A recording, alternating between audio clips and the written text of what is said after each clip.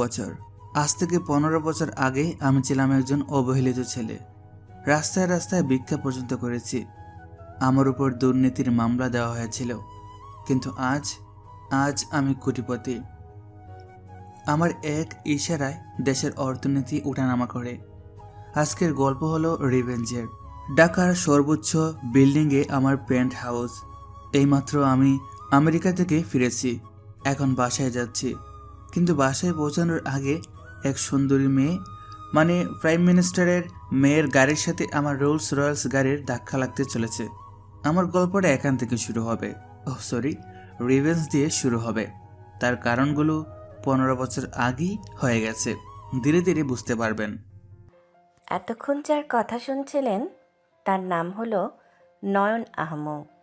তার ব্যাপারে কিছু ধারণা হয়তো আপনাদের হয়ে গেছে, বাকি সব গল্পে বুঝবেন। গুলশান এভিনিউ, ঢাকা, রাত 12:40। রাতের ঢাকা, আকাশ মেঘে বৃষ্টি পড়ছে। গুলশানের চওড়া রাস্তায় স্ট্রিট লাইটগুলো ঝাপসা। উল্টো দিক থেকে আসা একটি লাল ফেরারি প্রচণ্ড গতিতে রাস্তার পানি ছিটিয়ে জিগজ্যাগ করে এগিয়ে যাচ্ছে। গাড়ির ভেতরে 4 জন তরুণ তরুণী। হাই ভলিউমে গান বাজছে, কিন্তু গানের আওয়াজ ছাপিয়ে তাদের তর্কাতর্কি শোনা যাচ্ছে। স্টিয়ারিং এক হাতে ধরে পেছনের দিকে তাকিয়ে প্রধানমন্ত্রীর মেয়ে গল্পের নায়িকা মেহের চৌধুরী বলে, আরে ধুর লিজা, তোর ওই ফালতু বয়ফ্রেন্ড আরমান এসেছিল পার্টিতে। ও তো আমাকে বলেছিল ও নাকি দুবাই ট্যুরে আছে। লায়ার একটা। আরমান তো লায়ারি, কিন্তু তুই দেখলি না ওর সাথে কে ছিল? ওই যে বস্তির মেয়েটা, কি যেন নাম, সানিয়া। ও নাকি এখন মডেলিং করে। সিরিয়াসলি মেহের, আমাদের লেভেলের পার্টিতে সব থার্ড ক্লাস মেয়েদের কে ইনভাইট করে? কিন্তু যাই বলিস, আজকের পার্টিটা জোস ছিল। ফারহানা, তুই কিছু বল। বাদ দে তো, সানিয়া তো সানিয়াই। কিন্তু মেহের, তুই একটু স্লো চালা না গাড়িটা। আমার ড্রেসটা কিন্তু নতুন, ঝাঁকুনিতে কফি পরে নষ্ট হয়ে যাবে। আরে চিল তোরা, কফি পড়লে নতুন ড্রেস কিনে দেব। বাবার কার্ড আছে না। আর রাস্তা দেখছিস পুরো খালি, মনে হচ্ছে পুরো ঢাকা শহরটা আজ মরে গেছে, জাস্ট আমরাই বেঁচে আছি। মেহের মরে নাই, ঘুমাচ্ছে। রাত প্রায় 1টা বাজে। আর প্লিজ সামনে তাকা, ওয়াইপার কাজ করছে না ঠিক মতো। তুই এত জোরে চালাচ্ছিস কেন? রিফাত, তুই না আসলে একটা ভীতু। তোর নাম হওয়া উচিত ছিল রিফাত, না মিসেস রিফাত। এত ভয় পেলি কেন? এই স্পিড কিচ্ছু না। আমি তো এখনো স্পোর্টস মোড অনই করিনি। দোস্ত প্লিজ, আমার কাল সকালে ফ্লাইট আছে, চিটাগং যেতে হবে। আমাকে আজ অক্ষত বাড়ি পৌঁছে দে। ফ্লাইট মিস করলে প্রাইভেট জেট পাঠিয়ে দেব। এখন চুপ করে বস। আচ্ছা শোন, তোরা কি খেয়াল করেছিস আজকের পার্টিতে রিয়াদ ভাই কিভাবে আমার দিকে তাকাচ্ছিল? লিটারেলি লোকটা একটা ক্রেপ। বাবার বিজনেস পার্টনার না হলে আমি ওর গালে তখনই চর বসাতাম। আরে রিয়াদ ভাই তো তোর বাবার বয়সী প্রায়, তাও আবার টাকলু। শুনেছি উনি নাকি আবার বিয়ে করবে। তোর দিকে নজর আছে নাকি? ছি। মুখ সামলে কথা বল লিজা। আমার দিকে নজর দেওয়ার সাহস ওর নেই। আমি মেহের চৌধুরী, প্রধানমন্ত্রীর মেয়ে। আমাকে টাচ করার যোগ্যতা এই শহরে খুব কম মানুষেরই আছে। মেহের, সামনে গাড়ি, বামে কাটা। মেহেরের কথার মাঝেই উল্টো লেনের অন্ধকার ফুঁড়ে একটি কালো পাহাড়ের মতো রোলস রয়েস তাদের লেনের খুব কাছে চলে এসেছে। মেহের হাসি মুখে মিলিয়ে গেল। শিট, উফ, শিট শিট শিট। কথার আর সুযোগ নেই। মেহের প্রাণপণে ব্রেক কষল, কিন্তু ভেজা রাস্তায় টায়ার গ্রেপ পেল না। ফেরারিটা বনবন করে ঘুরে গেল। চাকার কর্কশ আওয়াজ। মা গো! ধর ধর, শক্ত করে ধর। ধরম করে এক বিকট শব্দ হলো। ফেরারিটা সোজা গিয়ে ডিভাইডারে ধাক্কা খেল। কাঁচ ভাঙার ছনছনানি শব্দ। এয়ারব্যাগ বের হলো না, ধোঁয়া বের হতে শুরু করলো। রোলস রয়েসটি কিন্তু স্পর্শও করলো না। সেটি কোনো এক অদ্ভুত জাদুকরী ব্রেকিং সিস্টেমে ঠিক 2 হাত দূরে থেমে গেল। কয়েক সেকেন্ডের পিনপতন নীরবতা, শুধু বৃষ্টির শব্দ। আমার নাক ফেটে গেছে, রক্ত বের হচ্ছে। তোরা সবাই ঠিক আছিস তো? উফ, আমার নাকটা গেল রে। মেহের, মেহের তুই ঠিক আছিস? হাত পা নাড়াতে পারছিস তো? মেহের সিটে হেলান দিয়ে বড় বড় শ্বাস নিচ্ছে। শক কেটে গিয়ে এখন তার মাথায় রক্ত উঠে গেছে। সে নিজের কপাল স্পর্শ করল, একটু রক্ত।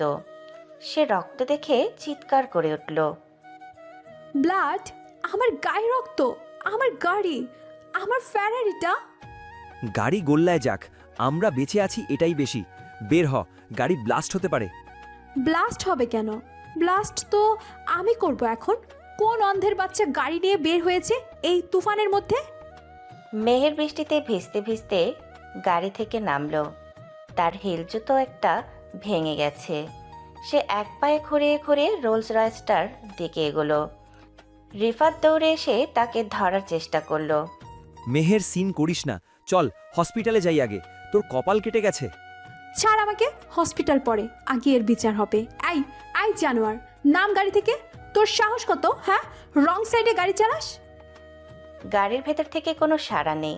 কালো কাচের ওপাশে কে আছে দেখা যাচ্ছে না। কি হলো, ভয় বের হচ্ছিস না? ভাবছিস কাজ তুলে বসে থাকলে পার হয়ে যাবি? তুই জানিস কার গাড়িতে মেরেছিস তুই? এটা প্রাইম মিনিস্টারের ফ্যামিলি কার। তোর 14 গোষ্ঠী বিক্রি করলো এই গাড়ির 1 চাকার দাম দিতে পারবি না। নাম বলছি। মেহের, চলে আয় না, পুলিশ চলে আসবে তো। পুলিশ আসুক, আমি চাই পুলিশ আসুক। আইজি আঙ্কেলকে ফোন দে তো লিজা, বল ওনার ভাতিজাকে কেউ মারার চেষ্টা করেছে। ওকে আমি আজ অ্যারেস্ট করি, তবেই যাব। হঠাৎ রোলস রয়েসের ড্রাইভিং সিটের দরজা খুলল। ইউনিফর্ম পরা ড্রাইভার দ্রুত নেমে এলো। তার হাতে একটা বিশাল কালো ছাতা। সে মেহেরের দিকে একবারও তাকালো না। সে খুব বিনীতভাবে পেছনের দরজাটা খুলল। ও তো ড্রাইভার সাহেব নামলেন, বলি মালিক কি ভেতরে ভয়ে মূর্ছা গেছেন? ড্রাইভার কোনো উত্তর না দিয়ে ছাতাটা ধরল। গাড়ি থেকে নামলো একটি চকচকে কালো স্যুট পরা পা, তারপর পুরো শরীর। ছেলেটি লম্বায় প্রায় 6 ফুট 2 ইঞ্চি, হাতে দামি ঘড়ি, চোখে রিমলেস চশমা, চেহারায় এক ধরনের বিরক্তিকর আভিজাত্য। সেই হলো গল্পের নায়ক নয়ন।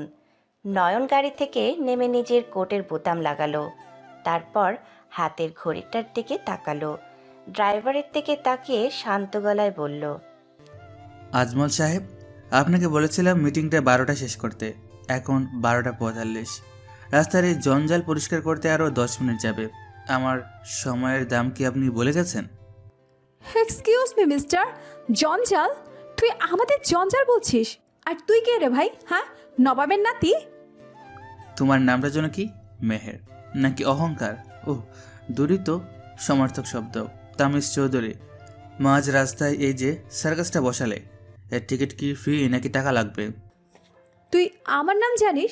গুড, তাহলে হয়তো এটাও জানিস আমি তোর কি করতে পারি। তোর ড্রাইভার রং সাইডে আসছিল। Wrong side? ইন্টারেস্টিং। গুলশানের এই রোডটা ওয়ান ওয়ে এবং সেটা উত্তর দিকে। আমার গাড়ি উত্তরে যাচ্ছিল, তোমার লাল খেলনা গাড়িটা দক্ষিণ দিকে আসছিল। মানে রং সাইডে ছিলে তুমি। ট্রাফিক আইন কি বাবার ক্ষমতার সাথে ফ্রি পাওনি, নাকি ওটা সিলেবাসে ছিল না? দেখুন ভাই, ভুল জারি হোক, অ্যাক্সিডেন্ট তো হয়েছে। আমাদের গাড়িটা দেখুন, পুরো শেষ। গাড়ি শেষ হবে না কেন? স্টিয়ারিং যখন এমন কারো হাতে থাকে যার নিজের মাথা ঠিক নেই, তখন গাড়ি তো ভাঙবেই। ভাগ্য ভালো ডিভাইডারে মেরেছে। আমার গাড়িতে মারলে তোমরা তো কোনো মর্গে থাকতে। রোলস রয়েসের বডি তো আর প্লাস্টিকের না। Shut up, just shut up. তুই খুব বেশি কথা বলছিস। আমার গাড়ির দাম জানিস? 15 কোটি টাকা। হ্যাঁ, কালকের মধ্যে আমাকে নতুন গাড়ি দেবে, না হলে তোকে আমি কোর্টে দেখে নেব। আমার বাবার পাওয়ার সম্পর্কে তোর কোনো আইডিয়া নেই। বাবা বাবা বাবা। আচ্ছা, তুমি কি কোনোদিন নিজের পরিচয়ে একটা বাক্য শেষ করেছো? নাকি তোমার অস্তিত্বটাই বাবার সিগনেচারের উপর নির্ভরশীল? তুই আমাকে পার্সোনাল অ্যাটাক করেছিস, তোর সাহস দেখে আমি অবাক হচ্ছি। কে তুই? নাম বল তোর। নাম জেনে কি করবে? গুগল করবে নাকি বাবার পেটুয়া বাহিনী পাঠাবে? আজমল সাহেব, চেক বইটা দিন। ড্রাইভার চেক বই আর কলম দিল। নয়ন বৃষ্টির মধ্যেই কলম বের করলো। এখন চেক বের করছিস কেন? ভয় পেয়েছিস? আমি তো ভেবেছিলাম তুই অনেক বড় মাস্তান। ভয়? ভয় শব্দটা আমার ডিকশনারিতে নেই, তবে করোনা শব্দটা আছে। তোমার এই ভাঙ্গা খেলনা আর নষ্ট মেকআপের জন্য কিছু চ্যারিটি করা দরকার। চ্যারিটি? তুই আমাকে ভিখারি ভাবছিস? আমি এই টাকা নিব না। 5 কোটি চেয়েছিলে না? এখানে 20 কোটি আছে। 5 কোটি তোমার গাড়ির জন্য, ওরা তো এমনিতেই সেকেন্ড হ্যান্ড ছিল মনে হয়। আর বাকি 15 কোটি। নয়ন চেকটা মেহেরের দিকে বাড়িয়ে দিল না। সে 2 আঙুলের ফাঁকে চেকটা ধরে মেহেরের মুখের একদম কাছে আনলো। মেহের স্তব্ধ হয়ে দাঁড়িয়ে আছে। বাকি 15 কোটি দিলাম তোমার এই সস্তা ইগো স্যাটিসফাই করার জন্য। মার্কেটে এখন অহংকারের দাম খুব কমে গেছে মেহের জাতি, তাই একটু বেশি দিলাম। টিপস হিসেবে রাখো, মাত্র 15 কোটি। নয়ন চেকটা ছুঁড়ে দিল। বৃষ্টির বাতাসের ছাপটায় চেকটা মেহেরের গালে লেগে নিচে কাদার মধ্যে পড়ে গেল। তুই তুই আমার মুখের উপর টাকা মারলি? টাকা না, ওটা তোমার আয়না। ওখানে দেখালে নিজের আসল দামটা দেখতে পাবে। আর শোনো, রাস্তাটা হয়তো তোমার বাবার, কিন্তু মনে রাখো, রাস্তার উপর দিয়ে চলা এই শহরটা আমি চালাই। নেক্সট টাইম আমার সামনে পড়ার আগে নিজের অকাত চেক করে এসো। নয়ন গাড়িতে উঠে বসলো। ড্রাইভার দরজা বন্ধ করে দিল। মেহের দৌড়ে গিয়ে গাড়ির জানালায় লাথি মারল। পালাচ্ছিস কেন? নাম নাম বলছি, কাপুরুষ। গাড়িটা স্টার্ট নিল। বিন্দুমাত্র শব্দ না করে রাজহাঁসের মতো ভেসে বৃষ্টির ভেতর দিয়ে চলে গেল। মেহের রাস্তার মাঝখানে দাঁড়িয়ে হাঁপাতে লাগলো। রিফাত এসে কাদার মধ্য থেকে চেকটা তুলল। সে চেকটা দেখে চোখ কপালে তোলে। মেহের, তুই এটা দেখ। ফেলে দে ওটা, ছিঁড়ে ফেল। আমি ওর টাকা চাই না, আমি ওর রক্ত চাই। আরে না, নামটা দেখ, সিগনেচার দেখ, N Ahmed. N Ahmed? K N Ahmed? আরে তুই খবর পড়িস না? গত মাসে যে জেনিত গ্রুপ পুরো শেয়ার মার্কেট ধসিয়ে দিল, এটা সেই কোম্পানির মালিক নয়ন আহমেদ, দ্য মিস্ট্রি ম্যান। মেহেরের কানে নয়ন নামটা বাজল। 15 বছর আগের একটা স্মৃতি। একটা ছোট ছেলে, ছেঁড়া হাফ প্যান্ট পরা, বৃষ্টির মধ্যে দাঁড়িয়ে কাঁদছে। আর ছোট মেহের বারান্দা থেকে হাসছে। সেই ছেলেটার নামও তো নয়ন ছিল। নয়ন? সেই কাজের ছেলের ছেলে? না না, অসম্ভব। ও তো বস্তিতে পচে মরে যাওয়ার কথা। এই লোক তো রাজা। মেহের চেকটা হাতের মুঠোয় পিষে ফেলল। বৃষ্টির পানি আর চোখের জল একাকার হয়ে গেল। নয়ন আহমেদ, এই অপমানের শোধ আমি তুলবই। Just wait and watch. দূরে তখনও রোলস রয়েসের লাল টেল লাইট দেখা যাচ্ছে। গাড়ির ভেতরে নয়ন রিমলেস চশমাটা খুলে পাশে রাখল। তার চোয়াল শক্ত। নন সোজা Zenith tower top floor penthouse অফিসে চলে আসে। বিশাল কাচের দেওয়াল দিয়ে ঢাকা নয়নের অফিস। বাইরে এখনও মুষলধারে বৃষ্টি হচ্ছে। ঢাকার রাতের আলো ঝাপসা দেখাচ্ছে। নয়ন জানালার সামনে দাঁড়িয়ে আছে। তার পরনে এখন আর ভেজা স্যুট নেই। সে একটা সাদা ক্যাজুয়াল শার্ট আর ট্রাউজার পরেছে। হাতে একটা ব্ল্যাক কফি মগ। সে নিচে চলমান ক্ষুদ্র গাড়িগুলোর দিকে তাকিয়ে আছে। পেছনের অটোমেটিক স্লাইডিং ডোর খুলে ভেতরে প্রবেশ করে সানিয়া, নয়নের সেক্রেটারি। সানিয়া স্মার্ট চশমা পরা, হাতে একটা ট্যাব। তার চোখে মুখে কিছুটা উদ্বেগ। স্যার, লিগ্যাল টিমকে জানিয়ে দিয়েছি রোড অ্যাক্সিডেন্টের ফুটেজ গায়েব করে ফেলা হয়েছে। পুলিশ কোনো ঝামেলা করবে না। নয়ন গ্লাসে চুমুক দিয়ে জানালার দিকে তাকিয়ে থাকে। পুলিশ আমার চিন্তার বিষয় নয় সানিয়া, আমার চিন্তা শিকারকে নিয়ে। সে কি চুপটা গেলেছে? মেহের চৌধুরী? হ্যাঁ স্যার, খবর নিয়েছি তিনি প্রচণ্ড রেগে আছেন। তবে স্যার, একটা সাধারণ রোড অ্যাক্সিডেন্টের জন্য 20 কোটি টাকার চেক, এটা কি একটু বেশি হয়ে গেল না? বোর্ড অফ ডিরেক্টরস প্রশ্ন তুলতে পারে। তুমি বিজনেস বোঝো সানিয়া, কিন্তু রেভেন্স বোঝো না। ওটা 20 কোটি টাকা ছিল না, ওটা ছিল তার ইগুর উপর প্রথম আঘাত। আর বাগিনী যখন আহত হয় তখন সে ভুল করে। আমি চাই সে ভুল করুক। বুঝেছি স্যার। আচ্ছা, কালকের শিডিউল? ওয়েস্টার্ন হোটেলে এলিট চ্যারিটি অকশন আছে রাত 8টায়। আপনি কি কনফার্ম যাচ্ছেন? গেস্ট লিস্টে কারা আছে? শহরের সব ভিআইপি, আর স্পেশাল গেস্ট হিসেবে থাকছেন প্রধানমন্ত্রী কন্যা মেহের চৌধুরী। ও কি কোনো স্পেসিফিক আইটেমের জন্য বিট করবে, নাকি শুধু শো অফ করতে যাচ্ছে? ইনসাইডার সোর্স বলছে মেহের চৌধুরী দ্য ব্লু টিয়ার লকেটটার জন্য খুব আগ্রহী। তিনি নাকি অলরেডি তার ফ্রেন্ড সার্কেলে বলে দিয়েছেন যে ওটা তার চাইয়ে চাই। ব্লু টিয়ার, মোগল আমলের সেই লকেট, ইন্টারেস্টিং। জি স্যার, বেস প্রাইস 50 লাখ, তবে ধারণা করা হচ্ছে ওটা 2-3 কোটিতে বিক্রি হবে। কালকের সব মিটিং ক্যান্সেল করো, আর ফাইন্যান্স ডিপার্টমেন্টকে বলো আমার পার্সোনাল অ্যাকাউন্টে থেকে 100 কোটি টাকা লিকুইড রাখতে। 100 কোটি? স্যার, একটা লকেটের জন্য? লকেটের জন্য না সানিয়া, লকেটটা তো একটা মাধ্যম। আমি কাল মেহেরের সবচেয়ে প্রিয় জিনিসটা কিনতে যাচ্ছি। প্রিয় জিনিস? লকেটটা? না, তার অহংকার। কাল আমি তার অহংকার কিনবো, আর সেটা তাকে উপহার দেব। তাকে আমি এমন ঋণের জালে জড়াবো যেখান থেকে বের হওয়ার ক্ষমতা তার বাবারও নেই। সানিয়া বুঝতে পারে বসের জেদ কতটা ভয়ানক হতে পারে। সে ট্যাপটা বন্ধ করে। ওকে স্যার, আমি সব অ্যারেঞ্জ করছি। আর সিকিউরিটি? সর্বোচ্চ আমি চাই কাল যখন আমি ওই হলে ঢুকবো তখন যেন সবাই বুঝতে পারি জঙ্গলের নতুন রাজা এসেছে। Good night sir. সানিয়া বেরিয়ে যায়। নয়ন আবার উঠে জানালার কাছে যায়। কাচের ওপর হাত রেখে সে ফিসফিস করে বলে, তৈরি দেখো মেহের, কালকের রাতটা তোমার জন্য অনেক লম্বা হতে যাচ্ছে। পরের দিন রাত 8টা, the Westin Dhaka grand ballroom, elite charity gala ও নিলাম অনুষ্ঠান। বিশাল বলরুমটি আজ চাঁদের আলোর মতো ঝকঝক করছে। ঢাকার সবচেয়ে প্রভাবশালী মন্ত্রী আমলা শিল্পপতি। বলরুমের একদম সামনের সারির মাঝখানের গোল টেবিলটি রিজার্ভ করা চৌধুরী পরিবারের জন্য। সেখানে বসে আছে মেহের। তার পরনে আজ গাঢ় নীল রঙের শাড়ি, গলায় হালকা হীরের সেট। তাকে আজ অপার্থিব সুন্দর লাগছে, কিন্তু তার ফর্সা মুখে কালবৈশাখী ঝড়ের পূর্বাভাস। সে আনমনে হাতের গ্লাসটা ঘোরাচ্ছে।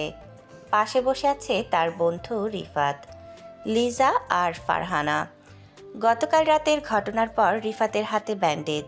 মেহের, একটু রিল্যাক্স কর না। গতকালের ইনসিডেন্টটা ভুলে যা। তোর বাবার লোকেরা তো গাড়িটা গ্যারেজে পাঠিয়ে দিয়েছে, কেউ কিছু জানবে না। ভুলে যাব? You want me to forget? একটা রাস্তার ছেলে আমার মুখের উপর টাকা ছুঁড়ে মেরেছে, রিফাত, 20 কোটি টাকা। আর তুই বলছিস ভুলে যেতে? আমি কাল সারা রাত ঘুমাতে পারিনি অপমানে। কিন্তু মেহের, ছেলেটা কে ছিল? এন আহমেদ নামটা তো খুব চেনা চেনা লাগছে। বিজনেস ম্যাগাজিনে দেখেছি মনে হয়। যেই হোক না কেন, আজ এই বলরুমে যত বড় বড় মাথা আছে সবাই আমার বাবার কথায় উঠে বসে। আজ আমি দেখব চৌধুরী পরিবারের টাকার জোর কতটা। আমার মুড অফ, তাই আজ আমি জিততে এসেছি। শুনলাম আজকের মেন অ্যাট্রাকশন নাকি একটা মুঘল আলমের লকেট, দ্য ব্লু টিয়ার। ওইটাই আমার চাই। ওটা গলায় পড়লে তবেই গতকালের ওই অপমানের জ্বালাটা একটু কমবে।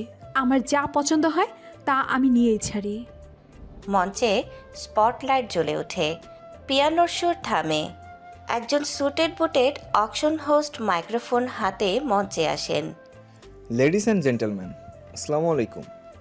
আজকের এই মহৎ সন্ধ্যায় আপনাদের সবাইকে স্বাগত। আমাদের আজকের নিলামের মূল আকর্ষণ দ্য লিজেন্ডারি ব্লু টিয়ার লকেট। শোনা যায় মুঘল সম্রাট শাহজাহান এটি তার প্রিয়তমা স্ত্রীর জন্য বানিয়েছিলেন। এটি শুধু গহনা নয়, এটি ইতিহাসের অংশ। একজন মডেল একটি ভেলভেটের বাক্সে রাখা নীল পাথরের লকেটটি নিয়ে মঞ্চে আসে। মেহেরের লকেটটির দিকে তাকিয়ে বাঁকা হাসে। বিউটিফুল, এটা আমার কালেকশনেই মানাবে। আমরা এই অমূল্য রত্নটি বিডিং করেছি। আমাদের বেস্ট প্রাইস 50 লক্ষ টাকা। কে শুরু করবেন? পেছনের সারি থেকে একজন ব্যবসায়ী হাত তোলেন। একজন ব্যবসায়ী 55 লক্ষ বলে, আরেকজন 60 লক্ষ বলে। মেহের কিছুক্ষণ চুপচাপ খেলা দেখে। দামটা যখন 80 লক্ষে পৌঁছালো, মেহের বিরক্তি নিয়ে প্যাডেলটা তুলল। 1 কোটি। পুরো হলরুম মুহূর্তের মধ্যে শান্ত হয়ে গেল। সবাই ফিরে তাকালো। প্রধানমন্ত্রীর মেয়ে বিট করেছে। তার উপর দিয়ে কথা বলার সাহস বা ইচ্ছা কোনোটাই এখানকার বেশিরভাগ মানুষের নেই। কেউ কেউ ফিসফিস করছে। চৌধুরী সাহেব, মেয়ে যখন হাত দিয়েছে তখন আর বাড়িয়ে লাভ নেই। 1 কোটি। মিস মেহের চৌধুরী 1 কোটি বলেছেন। আর কেউ আছেন? 1 কোটি 1 কোটি 2। মেহের রিফাতের দিকে তাকিয়ে জয়ী হাসি হাসে। বলেছিলাম না এই শহরে আমার গলার জোরই যথেষ্ট। কম্পিটিশন দেওয়ার যোগ্যতা কারণে। 1 কোটি 3 এবং ঠিক সেই মুহূর্তে বলরুমের বিশাল ডাবল ডোর সশব্দে খুলে গেল। সবার দৃষ্টি দরজার দিকে ঘুরে গেল। দরজা দিয়ে প্রথমে 4 জন কালো স্যুট পরা বিশালদেহী বডিগার্ড প্রবেশ করল। তাদের মধ্যখান দিয়ে ধীর পায়ে হেঁটে আসছে একজন। পরনে নেভি ব্লু আরমানি স্যুট, সাদা শার্টের কলার খোলা, চোখে সেই পরিচিত রিমলেস চশমা। তার হাঁটার ভঙ্গিতে এমন এক রাজকীয় দাপট যে মনে হচ্ছে সে কোনো পার্টিতে নয়, নিজের ড্রয়িং রুমে প্রবেশ করছে। সে নয়ন, সাথে তার পার্সোনাল সেক্রেটারি সানিয়া, যার হাতে একটি ট্যাব। নয়নকে দেখে মেহেরের বুকের ভেতরটা ধক করে উঠল। সেই চোখ, সেই চশমা। নয়ন কারো দিকে না তাকিয়ে হাঁটতে হাঁটতে শান্ত ভরাট গলায় বলল, 10 কোটি। পিনপতন নীরবতা। ওয়েটারটা পর্যন্ত ট্রে হাতে দাঁড়িয়ে পড়েছে। 1 কোটি থেকে সোজা 10 কোটি। হোস্ট তোতলামি শুরু করে দিল। মিস্টার 10 কোটি, আমি কি ঠিক শুনছি? সানিয়া এগিয়ে এসে হোস্টকে একটি কার্ড দেখিয়ে মাইকের সামনে দাঁড়ালো। Mister N Ahmed, CEO of Zenith corporation, bid confirmed 10 কোটি। এন আহমেদ, সেই মিস্ট্রি বিলিয়নার। মেহের চেয়ার ছেড়ে দাঁড়িয়ে পড়ল। তার ফর্সা মুখটা অপমানে লাল হয়ে গেছে। এই ছেলেটা এখানেও কার রাস্তায় অপমান করেছে, আজ আবার সবার সামনে। ওহ নো, 15 কোটি। মেহের, কি করছিস? 15 কোটি একটা লকেটের জন্য? আঙ্কেল জানলে মেরে ফেলবে। মেহের রিফাতের হাত ঝটকা দিয়ে সরিয়ে দেয়। তার চোখ এখন নয়নের দিকে। নয়ন কিন্তু মেহেরের দিকে তাকাচ্ছে না। সে একটা খালি চেয়ার টেনে আয়েশ করে বসল।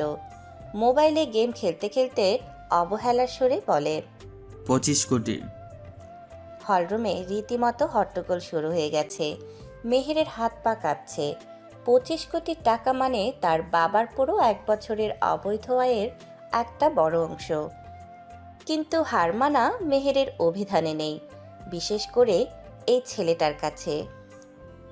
তুই আপনি ভাবছেন টাকার গরম দেখালে আমি ভয় পাবো? 30 কোটি। সবাই শ্বাস বন্ধ করে আছে। হোস্ট ঘেমে একাকার। নয়ন মোবাইলটা পকেটে রাখলো। তারপর ধীরে ধীরে চশমাটা ঠিক করলো। সে এবার সরাসরি মেহেরের চোখের দিকে তাকালো।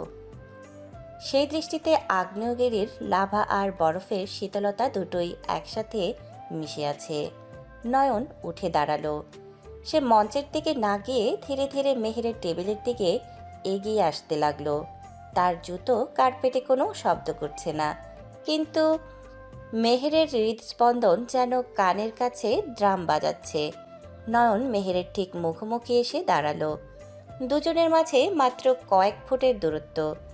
মেহের মাথা উঁচু করে তার চোখের দিকে তাকিয়ে আছে, কিন্তু ভেতরে ভেতরে সে কুঁকড়ে যাচ্ছে। ছেলেটার ব্যক্তিত্বের কাছে তাকে খুব ক্ষুদ্র মনে হচ্ছে। নয়ন তার পকেটে হাত ঢোকালো।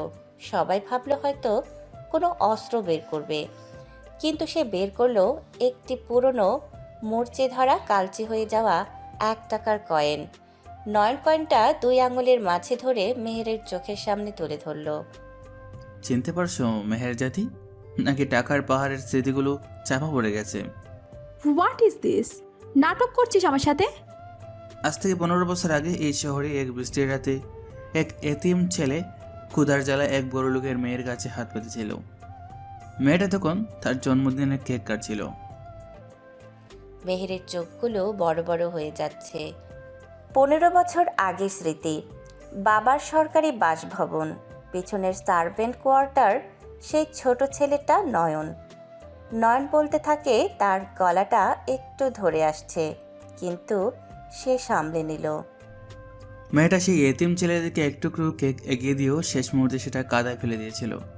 আর সাথে এই 1 টাকার কয়েনটা তার গায়ে ছুঁড়ে মেরে বলছিল, তোর যোগ্যতা শুধু এই 1 টাকা, এটা নিয়ে দূর হও। পুরো হলরুম স্তব্ধ, কেউ নড়ছে না। মেহেরের বন্ধুরা ফিসফিস করাও ভুলে গেছে। নয়ন 1 পা এগিয়ে এলো। মেহের অজান্তেই 1 পা পিছিয়ে গেল, কিন্তু টেবিল থাকায় আর পেছাতে পারল না। নয়ন মেহেরের ডান হাতটা টেনে নিল। মেহের বাধা দিতে পারল না, যেন সে অবশ হয়ে গেছে। নয়ন সেই জং ধরা কয়েনটা মেহেরের নরম তালুতে রেখে তার মুঠোটা বন্ধ করে দিল। তোমার দেওয়া সেই 1 টাকা আমি খরচ করিনি মেহের, ওটা আমার পুজো ছিল, ওটা আমার অপমানের দলিল। এই 1 টাকার যোগ্যতা নিয়ে আমি আজ এখানে দাঁড়িয়েছি। নয়ন, তুমি সেই? হ্যাঁ, আমি সেই রাস্তার ছেলে, আমি সেই অবহেলিত কাজের ছেলের সন্তান, যাকে তোমার বাবা কুকুরের মতো পিটিয়ে বের করে দিয়েছিল। কিন্তু আজ নয়ন ঝট করে ঘুরে হোস্টের দিকে তাকালো। 50 কোটি, এই লোকের দাম আমি 50 কোটি দিলাম। আর কারো আছে এর উপরে যাওয়ার? 50 কোটি বিক্রি হয়ে গেল মিস্টার এন আহমেদের কাছে। নয়ন সানিয়ার দিকে হাত বাড়ালো। সানিয়া তৎক্ষণাৎ নিলামের কাগজ সাইন করে লকেটের বাক্সটা নিয়ে নিল। নয়ন বাক্স থেকে নীল লকেটটা বের করলো। হীরা আর নীল পাথরের লকেটটা আলোয় ঝলমল করছে। মেহের তখনও তার হাতের মুঠোয় থাকা 1 টাকার কয়েনটার দিকে তাকিয়ে আছে। তার মনে হচ্ছে পায়ের নিচের মাটি সরে যাচ্ছে। নয়ন লকেটটা হাতে নিয়ে মেহেরের দিকে আবার ঘুরল।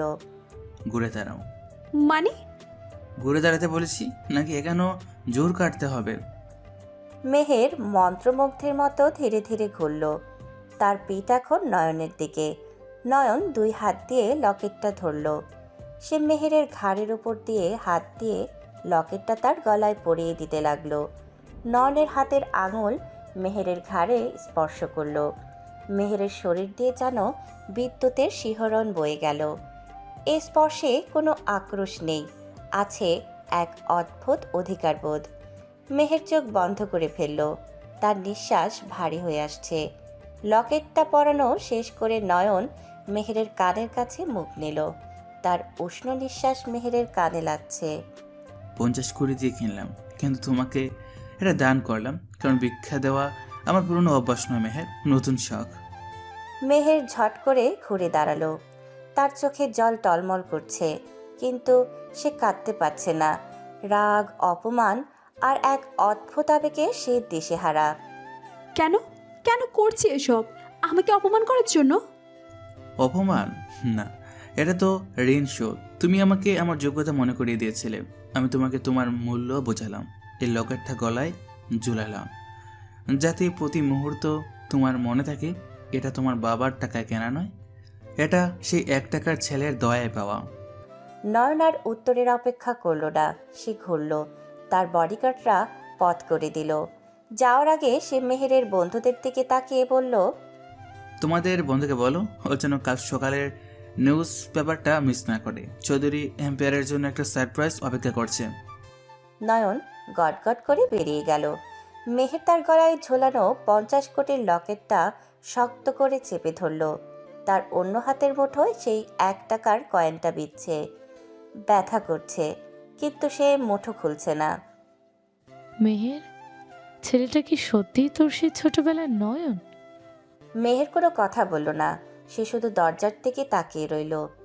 যেদিক দিয়ে তার ছোটবেলার অবহেলিত সঙ্গীটি এক রাজার বেশে বেরিয়ে গেল, তার মনে হলো আজ সে শুধু নিলামে হারেনি, সে জীবনের এক বড় খেলায় হেরে যেতে বসেছে। মেহের মনে মনে বলল, নয়ন, তুমি ফিরে এসেছো, কিন্তু এভাবে? আমি তোকে ঘৃণা করি, আই হেট ইউ। কিন্তু আমার বুকটা এত কাঁপছে। বলরুমের আলো যেন মেহেরের কাছে ঝাপসা হয়ে আসছে। গলায় ঝোলানো লকেটটাকে মনে হচ্ছে ফাঁসির দড়ি, আর হাতে থাকা কয়েনটাকে মনে হচ্ছে জ্বলন্ত কয়লা। এভাবেই পরের দিন রাত 2:30।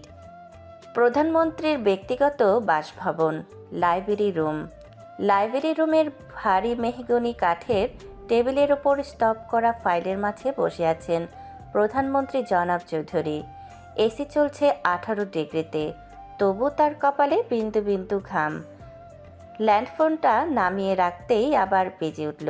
তিনি বিরক্তি হয়ে রিসিভারটা কানে তুললেন।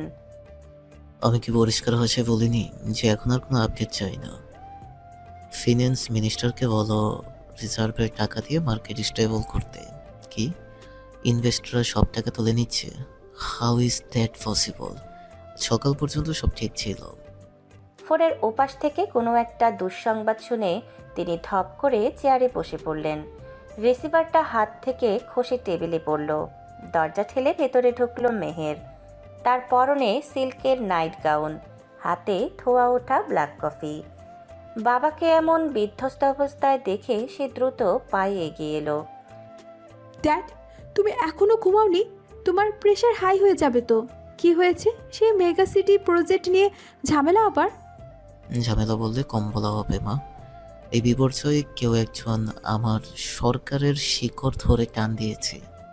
দেশের শেয়ার মার্কেট ক্রাশ করছে। কাল সকালের মধ্যে যদি বিদেশি ফান্ডের ব্যবস্থা না হয় তাহলে শুধু প্রজেক্ট বন্ধ হবে না, আমার সরকারও পড়ে যাবে। কে সেই লোক ড্যাড? কে তোমাকে এত নাচাচ্ছে? আমাকে নামটা বলো। আমি আইজিপি আঙ্কেলকে এক্ষুনি ফোন দিচ্ছি। পুলিশ দিয়ে তাকে তুলে এনে লকআপে ঢুকালে দেখবে সব সিগনেচার করে দিয়েছে। সবকিছু গায়ের জোরে হয় না মেহের। পুলিশ, এই লোক পুলিশকেও কিনতে পারে। সে সাধারণ কোনো ব্যবসায়ী নয়। জেনিত কর্পোরেশনের মালিক মিস্টার এন আহমেদ। গত 48 ঘন্টায় সে বাজারের 30% শেয়ার কিনে নিয়েছে। সে যদি এখন হাত গুটিয়ে নেয় আমরা শেষ। মেহের ভ্রু কুচকে তাকালো। নামটা তার চেনা। বৃষ্টির রাতের সেই চেক। নিলামের রাত, এন আহমেদ। অ্যান আহমেদ? ওই অহংকারী লোকটা? ড্যাড, ও তো একটা... কথা শেষ হওয়ার আগেই টেবিলের ওপর রাখা ইন্টারকম বেজে উঠল। লাল বাতি জ্বলছে। জনাব চৌধুরী কম্পিত হাতে বোতাম চাপলেন। স্যার, জেনিথ কর্পোরেশনের সিইও মিস্টার এন আহমেদ এসেছেন। ওনার অ্যাপয়েন্টমেন্ট ছিল। ভেতরে পাঠাও এক্ষুনি। এত রাতে? আমি থাকবো এখানে। আমি দেখতে চাই লোকটার কত বড় সাহস যে প্রধানমন্ত্রীর সাথে দেখা করতে এসে দেরি করে। লাইব্রেরির বিশাল ওক কাঠের দরজাটা নিঃশব্দে খুলে গেল। প্রথমে দুজন কালো স্যুট পরা বডিগার্ড ভেতরে উকি দিল, তারপর সরে দাঁড়ালো। ভেতরে প্রবেশ করল নয়ন। সে ঘরে ঢুকে কাউকে কোনো অভিবাদন জানালো না। সোজা গিয়ে সোফায় বসলো এবং পায়ের ওপর পা তুলে দিল। মেহের তাকে দেখা মাত্রই চমকে উঠল। তার চোখ দিয়ে যেন আগুন বের হচ্ছে। তুমি তুমি এখানে কি করছো? তুমি শেয়ার মার্কেট ডাউন করেছো, তাই না? মিস্টার চৌধুরী, আপনার বাসায় গেস্টদের সাথে কথা বলার ম্যানার্স কি শেখানো হয় না? নাকি বাজেটের সব টাকা দুর্নীতির পেটে গেছে বলে ওটা আর শেখানো হয়নি? মেহের, শান্ত হও। Mister Ahmed, welcome. ও আমার মেয়ে মেহের।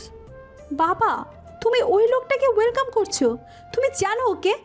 ও আমাকে ওই দিন রাতে রাস্তায় অপমান করেছিল।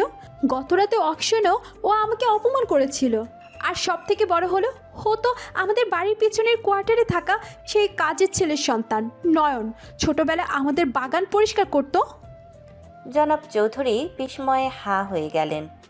তিনি চশমাটা ঠিক করে নয়নের দিকে তাকালেন। হোয়াট? কাজের ছেলের ছেলে মিস্টার আহমেদ? এটা কি সত্যি?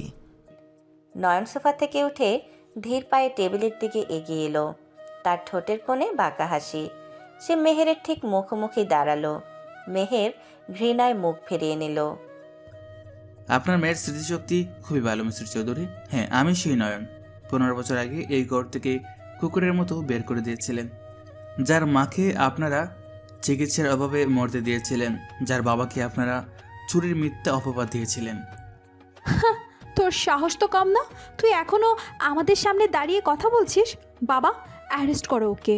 একটা সার্ভেন্টের ছেলে এত বড় স্পর্ধা! নয়ন হাসল, খুব শব্দ করে হাসল। হাসিটা লাইব্রেরি ঘরে প্রতিধ্বনির মতো শোনালো। সে হাতের ফোল্ডারটা টেবিলের ওপর ছুঁড়ে দিল। ফাইলটা স্লাইড করে জনাব চৌধুরীর সামনে গিয়ে থামল। অ্যারেস্ট করবেন? কোন আইনে? এই ফাইলটা খুলুন প্রাইম মিনিস্টার। জনাব চৌধুরী কাঁপা কাঁপা হাতে ফাইলটা খুললেন। পাতার পর পাতা উল্টাতে উল্টাতে তার মুখ ছাইবর্ণ হয়ে গেল। এসব কি? মেগাসিটি প্রজেক্টের ল্যান্ড ওনারশিপ, বিদেশি বন্ধু, সব সব তোমার কেনা? আপনার স্বপ্নের প্রজেক্টের এখন একমাত্র মালিক আমি, জেনিথ কর্পোরেশন। আমি যদি এখন একটা সিগনেচার করি, কাল সকাল থেকে প্রজেক্ট বন্ধ। আর যদি প্রজেক্ট বন্ধ হয়, ওয়ার্ল্ড ব্যাংক লোন ক্যান্সেল করবে, আর তখন আপনার সরকার ইতিহাস হয়ে যাবে। তুই আমাদের ব্ল্যাকমেল করছিস? ছোট লোক কোথাকার, তোর কত টাকা চাই বল? টাকা দিয়ে আমাকে কেনার যোগ্যতা আপনার নেই মিস্টার চৌধুরী। আপনার মেয়েকে বলুন মুখ সামলে কথা বলতে, না হলে কাল সকালে খবরের কাগজে হেডলাইন হবে প্রধানমন্ত্রীর পদত্যাগ। জনাব চৌধুরী চেয়ারে হেলান দিয়ে চোখ বন্ধ করলেন। তিনি বুঝে গেছেন তিনি এখন এই ছেলেটির হাতের পুতুল। তুমি কি চাও নয়ন? প্রতিশোধ? যদি চাও আমি ক্ষমা চাইতে রাজি আছি। ক্ষমা? ক্ষমা তো দুর্বলরা চায়। আমি ব্যবসায়ী, আমি ডিল করি, আমি এই ফাইলে সাইন করব। আপনার সরকার বাঁচবে, আপনার গদি বাঁচবে, কিন্তু আমার একটা শর্ত আছে। শর্ত? কিসের শর্ত? নয়ন পকেটে হাত দিয়ে মেহেরের আপদমস্তক একবার দেখল। সেই চাউনিতে কোনো অশ্লীলতা ছিল না, ছিল এক কঠিন আক্রোশ। শর্তটা আপনার বাবার জন্য নয় মেহেরজাদি, আপনার জন্য। মানে? আগামী 1 মাস এই মেগা সিটি প্রজেক্টের চিফ সুপারভাইজার হিসাবে আপনাকে কাজ করতে হবে। সরকারি অফিস থেকে নয়, আমার অফিস থেকে, আমার পার্সোনাল অ্যাসিস্ট্যান্ট হিসাবে। অসম্ভব! আমি মরে গেল তোর গোলামি করব না। তোর সাহস হয় কি করে আমাকে এই অফার করার? গতকাল বলেছিলাম না যে সারপ্রাইজ আছে। এখন রাত 2:45, স্টক মার্কেট খুলতে আর 7 ঘন্টা বাকি। মিস্টার চৌধুরী, আপনার মেয়ে কি আপনার গদির চেয়ে বেশি দামি? সিদ্ধান্ত আপনার। জনাব চৌধুরী চোখ খুললেন। রাজনীতিতে আবেগ চলে না। তিনি জানেন এখন আবেগ দেখালে সব হারাবেন। তিনি মেহেরের দিকে তাকালেন। মেহের, রাজি হয়ে যা মা। বাবা, তুমি আমাকে ওর অফিসে পাঠাবে? ও আমাকে অপমান করবে।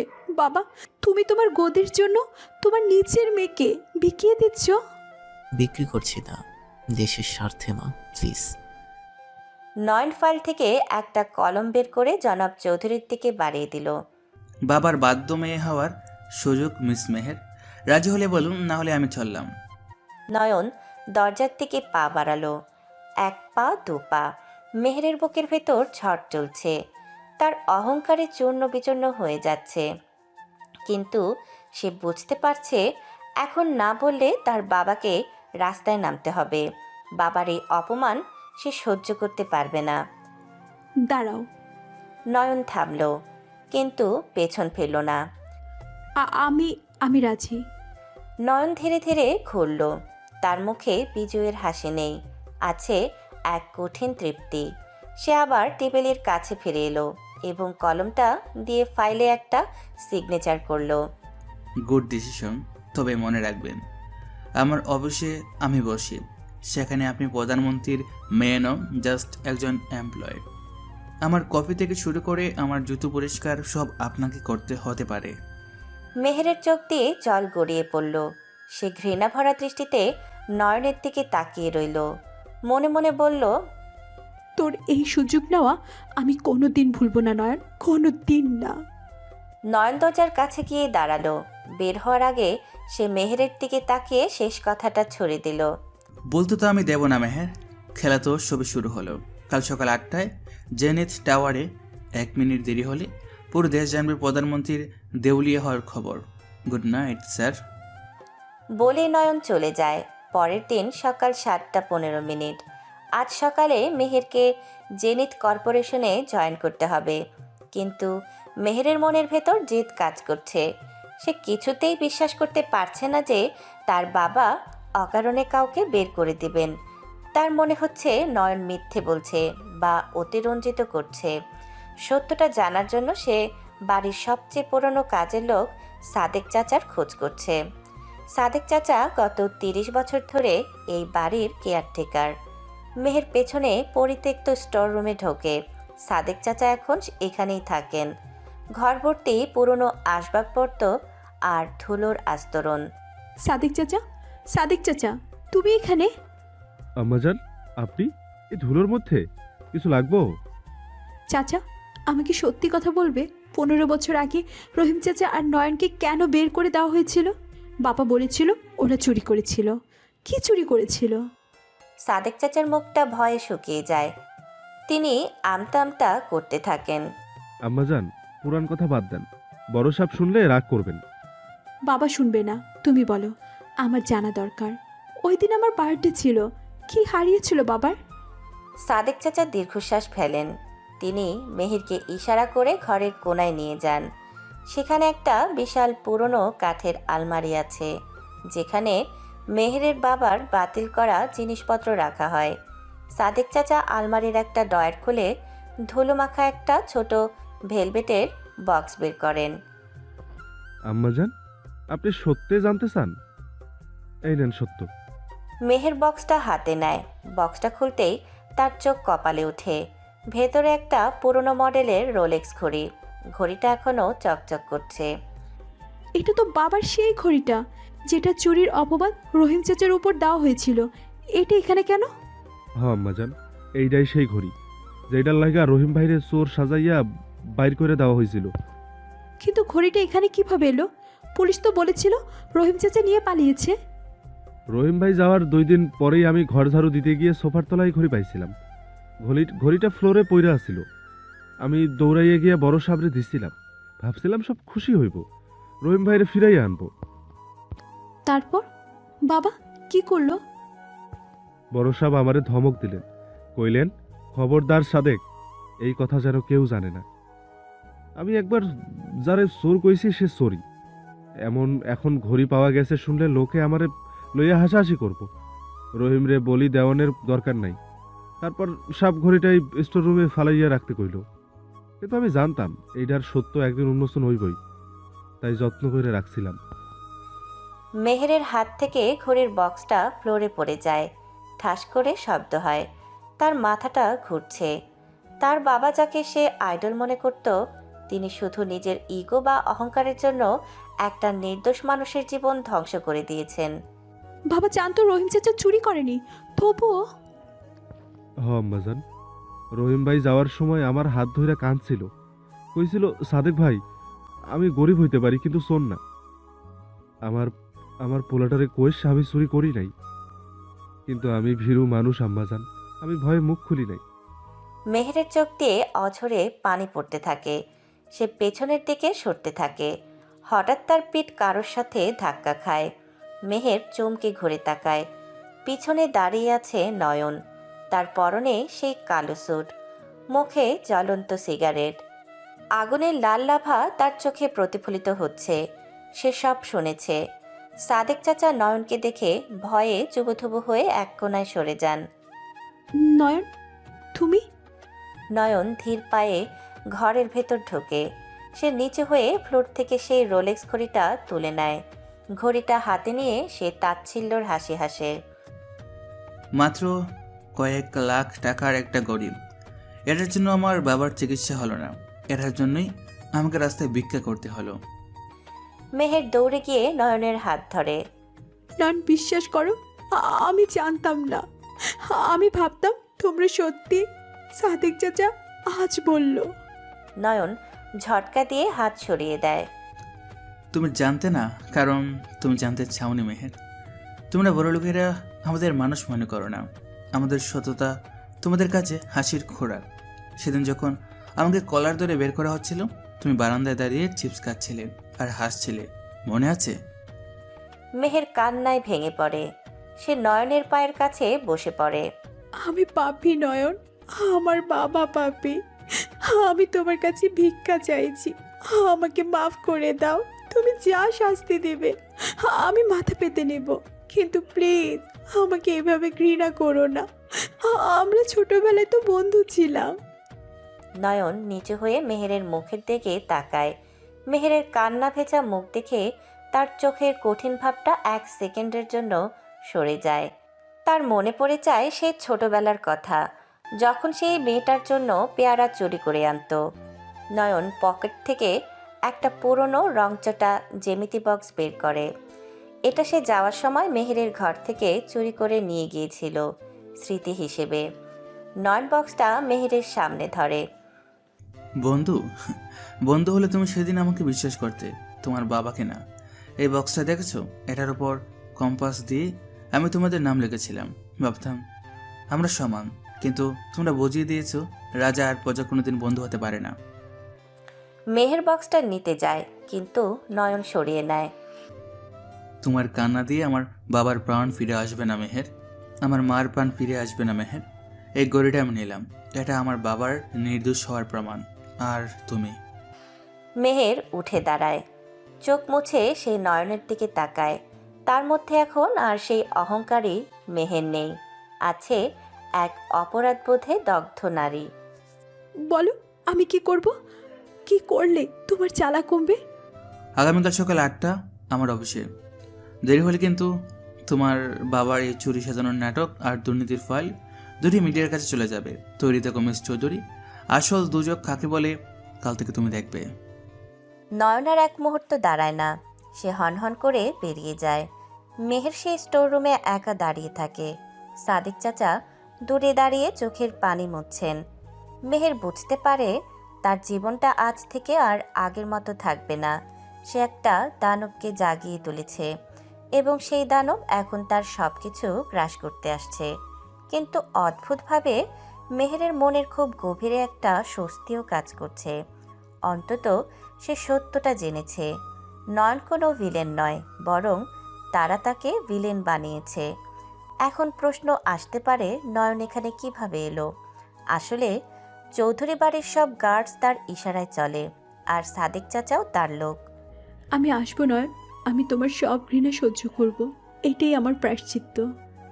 3 দিন পর জেনিথ কর্পোরেশন, হেড অফিস, 50তম ফ্লোর, ঢাকা। সকাল 10:30। অফিসের বিশাল কাচের জানালা দিয়ে ঢাকার আকাশ দেখা যাচ্ছে। শীতাতপ নিয়ন্ত্রিত অফিসের ভিতর পিনপতন নীরবতা, কিন্তু করিডোরে কারো গজগজানির শব্দে সেই নীরবতা ভাঙছে। মেহের আজ 3 দিন ধরে কাজ করছে। মেহেরের হাতে এক গাদা ফাইল, তার পরনে আজ কোনো ওয়েস্টার্ন আউটফিট নেই। হালকা গোলাপি রঙের একটি সালোয়ার কামিজ, সাথে সাদা ওড়না, চুলগুলো একটা এলোমেলো খোপা করা, কপালে ছোট একটা কালো টিপ। তাকে দেখতে কোনো সাধারণ অফিসের পিএ মনে হচ্ছে না, বরং মনে হচ্ছে ভুল করে কোনো রাজকন্যা কেরানির চেয়ারে বসে পড়েছে। মেহের ফটোকপি মেশিনের সামনে দাঁড়িয়ে মেশিনের গায়ে একটা লাথি মারে। ফালতু মেশিন, ফালতু অফিস, আর সব থেকে ফালতু ওই হিটলারটা আমাকে দিয়ে ফটোকপি করাচ্ছে। আমাকে, মেহের চৌধুরীকে। পাশ দিয়ে যাওয়ার সময় সেক্রেটারি সানিয়া ভয়ে ভয়ে মেহেরের দিকে তাকায়। ম্যাম, আসতে, স্যার শুনতে পেলে কিন্তু। শোনো, ওকে আমাকে ফাঁসি দেবে। 3 দিন ধরে আমাকে দিয়ে গাদার খাটুনি খাটাচ্ছে। এই ফাইল আনো, ওই কফি আনো, এসি বাড়াও, এসি কমাও। ও কি জেনেটিক কর্পোরেশনের মালিক নাকি আবহাওয়া অফিসের ডিরেক্টর? ম্যাম, কাইন্ডলি ফাইলগুলো ভেতরে নিয়ে যান, স্যার 10 মিনিট আগে চেয়েছিলেন। মেহের ফাইলগুলো বুকে জড়িয়ে ধরে রাগে ফুঁসতে ফুঁসতে সিওর কেবিনের দরজার দিকে এগিয়ে যায়। দরজায় নক না করে সে ধরাম করে দরজা খুলে ভেতরে ঢোকে। নয়ন তার বিশাল রিভলভিং চেয়ারে বসে ল্যাপটপে খুব মনোযোগ দিয়ে কিছু টাইপ করছিল। তার পরনে সাদা শার্ট, হাতা কোণে পর্যন্ত গোটানো, চোখে সেই রিমেলসের চশমা। মেহেরের ধরফর করে ঢোকার শব্দে সে ল্যাপটপ থেকে চোখ সরায় না। মেহের গটগট করে হেঁটে গিয়ে টেবিলের ওপর ফাইলগুলো ধপাস করে ফেলে। এই নাও তোমার দাসের রাজ্যের হিসাব। আর কিছু লাগবে জাহাপানা? নাকি এবার আমাকে দিয়ে অফিসে ঝাড়ু দেওয়া হবে? তোমাকে বলেছিলাম ফাইলগুলো রাখতে, আছাড় মারতে নয়। ফাইলের ভিতরে কাগজ আছে মেহের, ইট পাথর নয়। মেহের কোমরে হাত দিয়ে দাঁড়ায়। ওড়নাটা এক কাঁধ থেকে পড়ে যাচ্ছিল। সে বিরক্তি নিয়ে সেটা ঠিক করে। ভদ্রতা শেখাবে না আমাকে। 3 দিন ধরে আমাকে দিয়ে যা করাচ্ছ, এর চেয়ে রিক্সা চালালো সম্মানের ছিল। আমি রিজাইন দেব। রিজেন দেওয়ার অপশন চুক্তিতে নেই মিস চৌধুরী। বলে যেও না তোমার বাবার সিগনেচার করা বন্ড পেপার আমার লকারে আছে। তুমি কাজ ছাড়লে তোমার বাবার সরকারও ছাড়তে হবে। Choice is years. তুমি একটা আস্ত শয়তান, সাইকোপ্যাথ। প্রশংসার জন্য ধন্যবাদ। এখন কাজের কথায় আছি। আমার কফি দরকার, ব্ল্যাক, নো সুগার। আর হ্যাঁ, কফিটা যেন খাওয়ার যোগ্য হয়। গতকালের মতো যেন মনে না হয় ওটা ড্রেনের পানি। আমি আবার কফি বানাবো? অফিসে কি পিয়ন নেই? পিওন আছে, কিন্তু আমার পার্সোনাল অ্যাসিস্ট্যান্ট তুমি। আর আমার কফি বানানো তোমার জব ডেসক্রিপশনের 1 নম্বর পয়েন্ট। যাও কফি নিয়ে আসো, 2 মিনিট সময়। অসভ্য লোক। বলে বিড়বিড় করতে করতে কেবিন থেকে বেরিয়ে যায়। পেন্ট্রিতে ঢুকে মেহের কফি মগের দিকে তাকিয়ে থাকে। তার মাথায় তখন দুষ্টু বুদ্ধি খেলছে। সে কফি মেকারে পানি আর কফি পাউডার দেয়, তারপর চিনির বয়মটা হাতে নেয়। নো সুগার, তাই না? ঠিক আছে মিস্টার বিলিয়নিয়ার, চিনি দিব না, কিন্তু কিছু তো একটা দিতেই হবে। তোমার জীবনটা আমি তেতো করতে নাই পারি, নোনা তো করতেই পারি। সে পাশের তাক থেকে লবণের বয়মটা নামায়। 1 চামচ, না 2 চামচ ভর্তি লবণ দিতে হবে। সে মগের ভেতরে ঢেলে দেয়। চামচ দিয়ে ভালো করে নেড়ে দেয় যাতে বোঝা না যায়। কালো কফির রঙের কোনো পরিবর্তন হয় না। মেহেরের ঠোঁটে এক শয়তানি হাসি ফুটে ওঠে। আজকের কফি খেয়ে তোমার ওই ভাব মারা মুখটা কেমন হয় সেটা দেখার জন্য আমি 20 কোটি টাকাও দিতে পারি। Wait and watch and Ahmed. ট্রেতে করে কফিটা নিয়ে মেহের আবার কেবিনে ঢোকে। তার মুখের হাসিটা সে জোর করে লুকিয়ে গম্ভীর ভাব ধরে রাখে। নয়ন তখন ল্যাপটপের দিকে তাকিয়ে ফোনে কারো সাথে ইংরেজিতে কথা বলছে। Yeah, cancel the deal based on Article 4. I don't care about their loss. That's business. Bye. ফোনটা রেখে সে মেহেরের দিকে তাকায়। মেহের আলতো করে কফির মগটা টেবিলের উপর রাখে। স্যার, আপনার কফি একদম আপনার ইনস্ট্রাকশনের মতো, নো সুগার। তুমি কফিটার সাথে বিষ মেশাওনি তো? ছি ছি ছি, আমি কি খুনি? আমি তো শুধু আপনার বাধ্য কর্মচারী। নিন, ঠান্ডা হয়ে যাচ্ছে। নয়ন মগটা হাতে নেয়। মেহের নিজের শ্বাস আটকে রাখে। তার চোখ নয়নের ঠোঁটের দিকে। এই তো, এক্ষুনি চুমুক দিবে আর এক্ষুনি থুতু করে ফেলে দিয়ে চিৎকার করবে। দৃশ্যটা কল্পনা করে আবার আনন্দ লাগছে।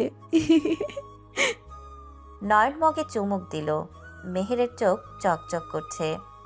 সে অপেক্ষা করছে বিস্ফোরণের। নয়ন এক ঢোক গিলল, তারপর থামল। 1 সেকেন্ড, 2 সেকেন্ড। কি হলো? নয়ন ভ্রুকুচকে কফির দিকে তাকালো না। সে খুব স্বাভাবিকভাবে দ্বিতীয়বার চুমুক দিল, তারপর তৃতীয়বার, এবং অবিশ্বাস্যভাবে পুরো কফিটা শেষ করে মগটা নামিয়ে রাখল। তার মুখের পেশি একটুও কাঁপল না। মেহেরের চোখ কপালে ওঠার দশা। আমি কি ভুল করে লবণের বদলে চিনি দিয়ে দিলাম নাকি? না, আমি তো নিচে দেখেছি লবণের বয়াম। মেহের আর থাকতে না পেরে জিজ্ঞেস করেই ফেলল। কি ব্যাপার? কফি মানে কফিটা ঠিক আছে? নয়ন ফাইল থেকে মুখ তোলে। সে চশমাটা খুলে টেবিলের ওপর রাখে, তারপর টিস্যু দিয়ে ঠোঁট মুছে খুব ধীর স্থিরভাবে মেহেরের চোখের দিকে তাকায়। কফিতে চিনি বদলে লবণ ছিল মেহের। মানে আপনি বুঝলেন কি করে? আর বুঝে থাকলে খেলেন কেন? আজকের কফিটা ঠিক তোমার চরিত্রের মতো হয়েছে মেহের। একটু বেশি হিন্দু না, যেদি ঝাঁঝালো কিন্তু ইন্টারেস্টিং। আপনি আপনি জেনে বুঝে লবণের কফি খেলেন স্যার? নয়ন উঠে দাঁড়ায়। সে টেবিলের পাশ দিয়ে ঘুরে মেহেরের দিকে এগিয়ে আসতে থাকে। মেহের অবচেতন মনে 1 পা পিছিয়ে যায়। আমার জীবনে এত তেতো অভিজ্ঞতা আছে মেহের। এই যে 2 চামচ লবণ আমার কাছে মিষ্টির মতো লাগে, কিন্তু নয়ন মেহেরের একদম সামনে এসে দাঁড়ায়। মেহের টেবিলের সাথে পিঠ ঠেকিয়ে দাঁড়িয়ে আছে। পালানোর পথ নেই। বসের সাথে ফ্রাঙ্ক করার একটা শাস্তি তো পেতেই হবে, তাই না? শাস্তি? আমি তো ভুল করে। নয়ন 1 হাত দিয়ে টেবিলের ওপর ভর দেয়। মেহেরকে নিজের বাহুডোরে আটকে ফেলে। অন্য হাত দিয়ে সে খুব আলতো করে মেহেরের ওড়নার একটা কোণা ধরে। মেহেরের নিঃশ্বাস আটকে যায়। নয়নের গায়ের দামি কোলনের গন্ধ তাকে আচ্ছন্ন করে ফেলেছে। নয়নের চোখ মেহেরের চোখের গভীর পর্যন্ত দেখছে। মিথ্যা বলাটা তোমাকে মানায় না। তোমার এই শয়তানি হাসিটা আমি সিসিটিভি ফুটেজে লাইভে দেখেছি। আপনি আপনি সিসিটিভি দেখেছিলেন? নয়ন মেহেরের ওড়নাটার কোনাটা আঙুলে পেঁচিয়ে তাকে আরেকটু নিজের দিকে টানে। দুজনেই এখন এত কাছাকাছি যে তাদের নিঃশ্বাসের শব্দ শোনা যাচ্ছে।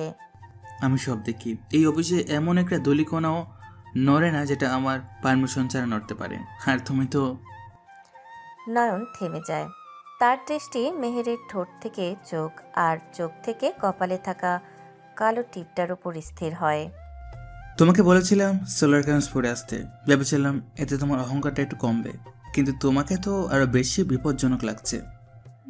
বিপজ্জনক মানে?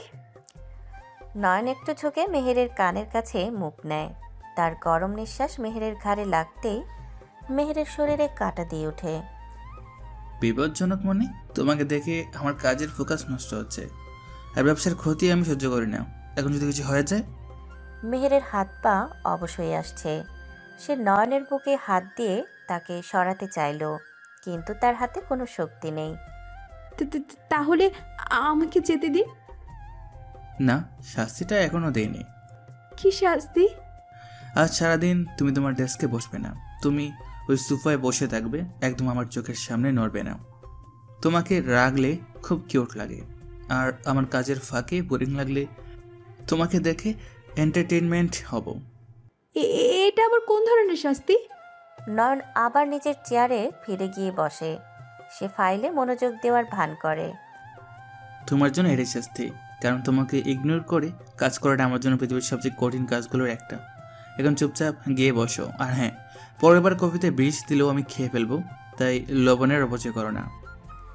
মেহের দ্রুত পায়ে গিয়ে সোফায় ধপ করে বসে পড়ে। তার গাল দুটো এখনো গরম হয়ে আছে। সে আর চোখে নয়নের দিকে তাকায়। লোকটা কাজে ডুবে গেছে, যেন কিছুক্ষণ আগে কিছুই হয়নি। মেহের নিজের বুকের বাম পাশে হাত রাখে, সেখানে হাতুড়ির বাড়ি পড়ছে। এই লোকটা আসলে কি এত নিষ্ঠুরভাবে কথা বলে, আবার এমনভাবে তাকায় যেন। উফ, মেহে কন্ট্রোল। তুই ওকে ঘৃণা করিস, ও তোর বাবার শত্রু, কিন্তু ওর কফি খাওয়ার স্টাইলটা এত ঢ্যাসিং কেন? মনে মনে আমাকে গালি দেওয়া বন্ধ করো, আমি শুনতে পাচ্ছি। আমি গালি দিচ্ছিলাম না। গুড, তাহলে মনে মনে আমার প্রশংসা করছিলেন নাকি? হ্যাঁ, দ্যাটস ইভেন বেটার। মেহের বালিশটা কোলে নিয়ে মুখ গুজে বসে আছে। তার ঠোঁটের কোণে অজান্তেই একচিলতে হাসি ফুটে ওঠে। এই কফি ওয়ারে সে হারলেও মনটা আজ অদ্ভুত ভালো লাগছে। রাত 9:15। জেনিথ কর্পোরেশনের 50 তলা বিল্ডিংটা এখন প্রায় জনশূন্য। সিকিউরিটি গার্ড আর ক্লিনার ছাড়া কেউ নেই। সারাদিনের ব্যস্ততা শেষে অফিসটা এখন শান্ত। মেহের ক্লান্ত পায়ে লিফটের দিকে হাঁটছে। তার হাতে ব্যাগটা ঝুলছে যেন ওটার ওজন 100 কেজি। পেছনে পকেটে হাত দিয়ে ধীর পায়ে আসছে নয়ন। তার মুখে ক্লান্তির কোনো ছাপ নেই, বরং সে বেশ ফুরফুরে মেজাজে আছে। মেহের লিফটের বোতামে চাপ দেয়। তার চেহারা বিরক্তিতে কুঁচকে আছে। তুমি কি মানুষ নাকি রোবট? রাত 9টা বাজে। লেবার ল অনুযায়ী এটা নির্যাতনের পর্যায়ে পড়ে। আমি কালই মানবাধিকার কমিশনে নালিশ করব। নয়ন তার পাশে এসে দাঁড়ায়। সে লিফটের উপরের ডিজিটাল ডিসপ্লের দিকে তাকিয়ে থাকে, যেখানে ফ্লোর নম্বর নামছে। মানবাধিকার কমিশন সকাল 10টা থেকে 5টা পর্যন্ত খোলা থাকে। নালিশ করতে হলেও তোমাকে কাল অফিস টাইমে ছুটি নিতে হবে, যেটা আমি দেবো না। So complain cancel. অসহ্য, তোমার সাথে কথা বলাই পাপ। আমার খিদে পেয়েছে, আমার ঘুম পেয়েছে, আর তুমি? আর আমি তোমাকে পৃথিবীর টপ বিজনেস ট্রিক্স শেখাচ্ছি। কৃতজ্ঞতা থাকা উচিত। কৃতজ্ঞ?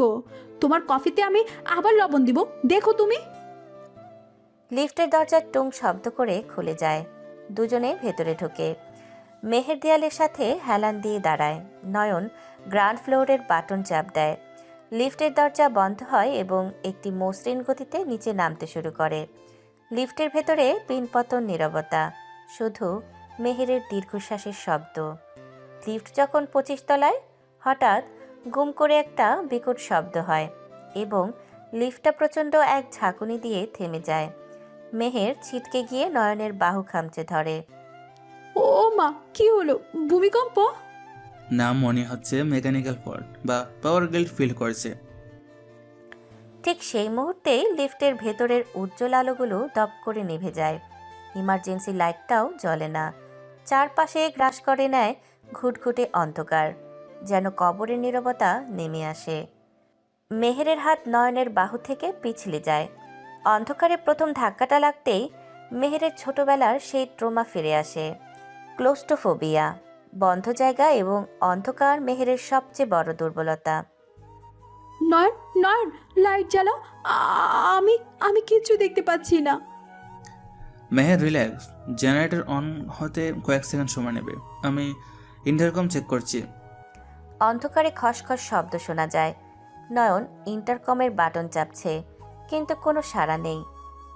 Dead silence. 1 মিনিট কেটে যায়, আলো আসে না। এসি বন্ধ হয়ে গেছে। ভেতরের বাতাস ক্রমশ ভারী মনে হতে থাকে মেহেরের কাছে। তার মনে হচ্ছে চারপাশের দেয়ালগুলো তাকে পিষে ফেলার জন্য এগিয়ে আসছে। নয়ন, প্লিজ কিছু একটা করো। আমার দম বন্ধ হয়ে আসছে। ওরা ওরা আমাকে মেরেই ফেলবে। নয়ন বুঝতে পারে মেহেরের প্যানিক অ্যাটাক করছে। সে অন্ধকারে মেহেরের অবস্থান বোঝার চেষ্টা করে। মেহের, কেউ নেই এখানে, শুধু আমি আর তুমি। ভয় পাওয়ার কিছু নেই। না না, অন্ধকার। আমি শ্বাস নিতে পারছি না। আমাকে বের করো। বাবা, বাবা বাঁচাও। মেহের লিফটের দরজায় ধপাধপ করে বাড়ি মারতে থাকে। তার নখগুলো মেটালের দরজায় আঁচড় কাটে। খুলে দাও, প্লিজ খুলে দাও, আমি মরে যাব। হঠাৎ মোবাইলের ফ্ল্যাশ লাইট জ্বলে ওঠে। তীব্র আলোয় নয়ন দেখে মেহের লিফটের এক কোণায় গুটিসুটি মেরে বসে আছে। তার হাত দুটো গলার কাছে, যেন সে নিজেই নিজের গলা টিপে ধরছে শ্বাস নেওয়ার জন্য। চোখ বড় বড়, পুরো শরীর থরথর করে কাঁপছে, ঘেমে একাকার। নয়ন দ্রুত মেহেরের সামনে হাঁটু গেড়ে বসে। সে মেহেরের কাঁধে ধরে ঝাঁকুনি দেয়। মেহের, মেহের আমার দিকে তাকাও। Look at me. বাতাস, বাতাস নেই। আমি আমি মেহের, কিচ্ছু হয়নি। টেক এ ডিপ ব্রেথ, শ্বাস নাও। মেহের নয়নের শার্টের কলার খামচে ধরে। তার নখ নয়নের গলায় বেঁধে যায়। আমি এখানে মরে যাব না। আমাকে যেতে দিও না প্লিজ। আমি অন্ধকার ভয় পাই। নয়ন বুঝতে পারে কথায় কাজ হবে না। মেহেরের এখন একটা শক্ত আশ্রয় দরকার। নয়ন কোনো দ্বিধা না করে মেহেরকে হ্যাঁচকা টানে নিজের বুকের সাথে জড়িয়ে ধরে। তার এক হাত মেহেরের মাথার পেছনে, অন্য হাত মেহেরের পিঠের উপর। সে মেহেরকে শক্ত করে নিজের শরীরের সাথে মিশিয়ে নেয়, যেন তার শরীরের উষ্ণতা দিয়ে মেহেরের ভয়টা শুষে নেবে। আমি আছি তো। যতক্ষণ আমি আছি, মৃত্যু তোমাকে ছোঁয়ার সাহস পাবে না। তুমি একা নও মেহের, একদম একা নও। মেহের প্রথমে ছটপট করতে থাকে, কিন্তু নয়নের শক্ত আলিঙ্গনের কাছে সে হার মানে। সে তার মুখটা নয়নের বুকে গুজে দেয়। নয়নের বুকের ভেতর হৃৎপিণ্ডটা ধকধক করছে। সে শব্দটা মেহেরের কানে পৌঁছায়, একটা জীবন্ত মানুষের হৃদস্পন্দন। শুনতে পাচ্ছ? আমি বেঁচে আছি, তুমিও বেঁচে আছো। আমার সাথে সাথে শ্বাস নাও। 1, 2। মেহের আস্তে আস্তে শান্ত হতে শুরু করে। নয়নের গায়ের পরিচিত গন্ধ আর তার হাতের স্পর্শ মেহেরকে এক অদ্ভুত নিরাপত্তা দিচ্ছে। মনে হচ্ছে এই অন্ধকার লিফটটা পৃথিবীর সবচেয়ে নিরাপদ জায়গা। কিছুক্ষণ পর মেহেরের কান্না থামে, শুধু হেঁচকি উঠছে। সে মাথাটা একটু তোলে, কিন্তু নয়ন তাকে ছাড়ে না।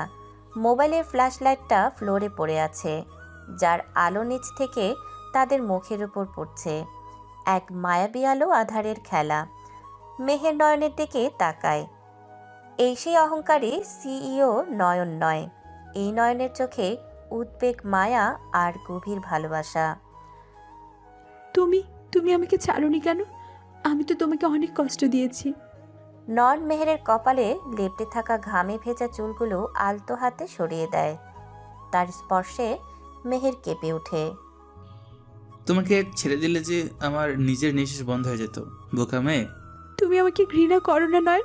আমি তো সেই মেয়ে যে তোমাকে। চুপ, অতীতের কাসুন্দি এখন গাড়তে হবে না। বলো না, তুমি কি এখনো সেই ছোটবেলার অপমানে শোধ নিচ্ছ? ঘৃণা করার জন্য মনে রাখতে হয় মেহের, আর ভালোবাসার জন্য সব ভুলে যেতে হয়। আমি গত 15 বছর ধরে প্রতিটা দিন চেষ্টা করেছি তোমাকে ভুলে যেতে, তোমাকে ঘৃণা করতে, কিন্তু কিন্তু কিন্তু পারছি কই। যতবার তোমাকে দেখি ততবার আমার রাগ জল হয়ে যায়। এই যে এখন তুমি আমার শার্টটা চোখের জল আর মেকআপ দিয়ে নষ্ট করে দিলে, কই আমার তো রাগ লাগছে না।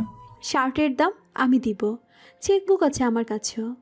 টাকা দিয়ে সব ঋণ সুদ না মিস চৌধুরী। নয়ন ধীরে ধীরে মেহেরের মুখের দিকে এগিয়ে আসে। তাদের মাঝখানের দূরত্ব মাত্র কয়েক ইঞ্চি। ফ্ল্যাশলাইটের আলোয় নয়নের চোখে জ্বলছে। মেহের তার দৃষ্টি সরাতে পারছে না। তার হৃদস্পন্দন আবারও বেড়ে গেছে, তবে এবার ভয় নয়, অন্য এক অনুভূতিতে। তাহলে কিভাবে শোধ হবে? জানি না, হতে এভাবে। নয়ন আরও কাছে আসে। তার গরম নিঃশ্বাস মেহেরের ঠোঁটে লাগে। মেহের অবচেতন মনে তার চোখ বন্ধ করে ফেলে। সে অপেক্ষা করছে। তার হাত নয়নের কাঁধ আঁকড়ে ধরে। সময় যেন থমকে গেছে। লিফটের বদ্ধ বাতাস এখন আর ভারী মনে হচ্ছে না, বরং মনে হচ্ছে অক্সিজেনে ভরপুর। নয়নের ঠোঁট মেহেরের ঠোঁট ছোঁয়ার ঠিক আগ মুহূর্তে হঠাৎ লিফটের ফ্যান এবং লাইট একসাথে জ্বলে ওঠে। উজ্জ্বল আলোয় চারপাশ ভেসে যায়। লিফটটা আবার সচল হওয়ার যান্ত্রিক শব্দ করে নিচে নামতে শুরু করে। দুজনে বৈদ্যুতিক শকের মতো ছিটকে সরে যায়। নয়ন দ্রুত উঠে দাঁড়ায় এবং নিজের শার্ট ঠিক করে। মেহের ফ্লোর থেকে উঠে দাঁড়াতে গিয়ে একটু টলে যায়। নয়ন হাত বাড়িয়ে ধরতে গিয়েও গুটিয়ে নেয়। মেহের দ্রুত তার ওড়না ঠিক করে এবং চুলগুলো ঠিক করার চেষ্টা করে। তার মুখ লজ্জায় লাল টকটকে হয়ে আছে। সে নিচের দিকে তাকিয়ে থাকে, মনে মনে বলে, আল্লাহ, আমি কি করছিলাম? আর একটু হলেই তো। হুম, পাওয়ার এসে গেছে মনে হয়। হ্যাঁ, তাই তো মনে হচ্ছে। লিফট গ্রাউন্ড ফ্লোরে এসে থামে। দরজা খুলে যায়। সামনে সিকিউরিটি গার্ড এবং মেইনটেন্সের লোকজন দাঁড়িয়ে আছে। তারা নয়ন আর মেহেরকে একসাথে দেখে একটু অবাক হয়, বিশেষ করে মেহেরের বিধ্বস্ত অবস্থা দেখে। সিকিউরিটি গার্ড বলে, স্যার, আপনারা ঠিক আছেন? আমরা তো ভয় পেয়ে গিয়েছিলাম, অনেকক্ষণ চেষ্টা করছিলাম লাইন ঠিক করার। 15 মিনিট? তোমরা লিফট ঠিক করতে 15 মিনিট লাগিয়েছ। কালকের মধ্যে মেনটেন্যান্স টিমের রিপোর্ট আমার টেবিলে চাই। গাফিলতি আমি সহ্য করি না। Sorry sir. নয়ন কটকট করে হেঁটে গাড়ির দিকে যায়। মেহের পিছু পিছু আসে। ড্রাইভার দরজা খুলে দেয়। দুজনে গাড়ির পেছনের সিটে বসে। মাঝখানে অনেকটা দূরত্ব। গাড়ি চলতে শুরু করে। রাস্তার ল্যাম্পপোস্টের আলো চলন্ত গাড়ির ভিতরে আলো ছায়ার খেলা তৈরি করছে। কেউ কোনো কথা বলছে না, কিন্তু তাদের মনের ভেতরে চলছে তোলপাড়। মেহের আর চোখে জানালার কাছ দিয়ে নয়নের প্রতিবিম্ব দেখে। নয়ন বাইরে তাকিয়ে আছে, কিন্তু তার চোয়াল শক্ত। হঠাৎ নয়ন নিজের হাতটা সিটের মাঝখানে রাখে। মেহের একটু নড়েচড়ে বসে। তারপর খুব সন্তর্পণে ভীরু ভীরু হাতে সে নিজের হাতটা নয়নের হাতের উপর রাখে। নয়ন হাত সরায় না। সে মেহেরের হাতটা শক্ত করে চেপে ধরে। মেহেরের আঙুলের ফাঁকে নয়নের আঙুলগুলো ঢুকে যায়। একটা শক্ত মুঠি। কোনো কথা না বলেই তারা একে অপরকে বলে দিল, আমি আছি। গাড়ি ছুটে চলে ঢাকার ব্যস্ত রাজপথ দিয়ে, কিন্তু গাড়ির পেছনের সিটে তখন এক নতুন গল্পের সূচনা হয়েছে, যে গল্পের নাম বিশ্বাস। কিন্তু নয়ন এত সহজে গলে গেল কেন? কিন্তু কারণ তো একটা অবশ্যই আছে। এভাবেই ধীরে ধীরে 1 সপ্তাহ কেটে যায়। একদিন রাত 8:30, future Dhaka, business summit after party. The west ইনের বিশাল বলরুমটি আজ চাঁদের হাতে পরিণত হয়েছে। দেশের শীর্ষস্থানীয় ব্যবসায়ী, মন্ত্রী, আমলা এবং বিদেশি ইনভেস্টররা উপস্থিত।